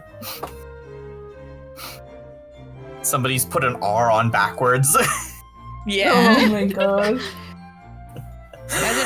But yeah, they're like becomes, picking flowers and like making braids of like daisy chains or paper chains, bringing out like little flags and banners and stuff. It's just kind of turned into like a little bit of a commotion. So like, even if not the entirety of Salvage is in on the thing, there's sort of this festival air about it. I think it continues right up until the late afternoon of the 7th, where we jumping? yeah, I think we will pick up next session with the final hours before the ceremony is about to begin. Ooh. Oh, damn. Oh god, Luca didn't come back and tell me? It's a surprise. Why would I tell you? Oh. You fuck. Okay. Yeah, no, I got a visual too of just Willow standing there being like, whoops, we got the commotion that started.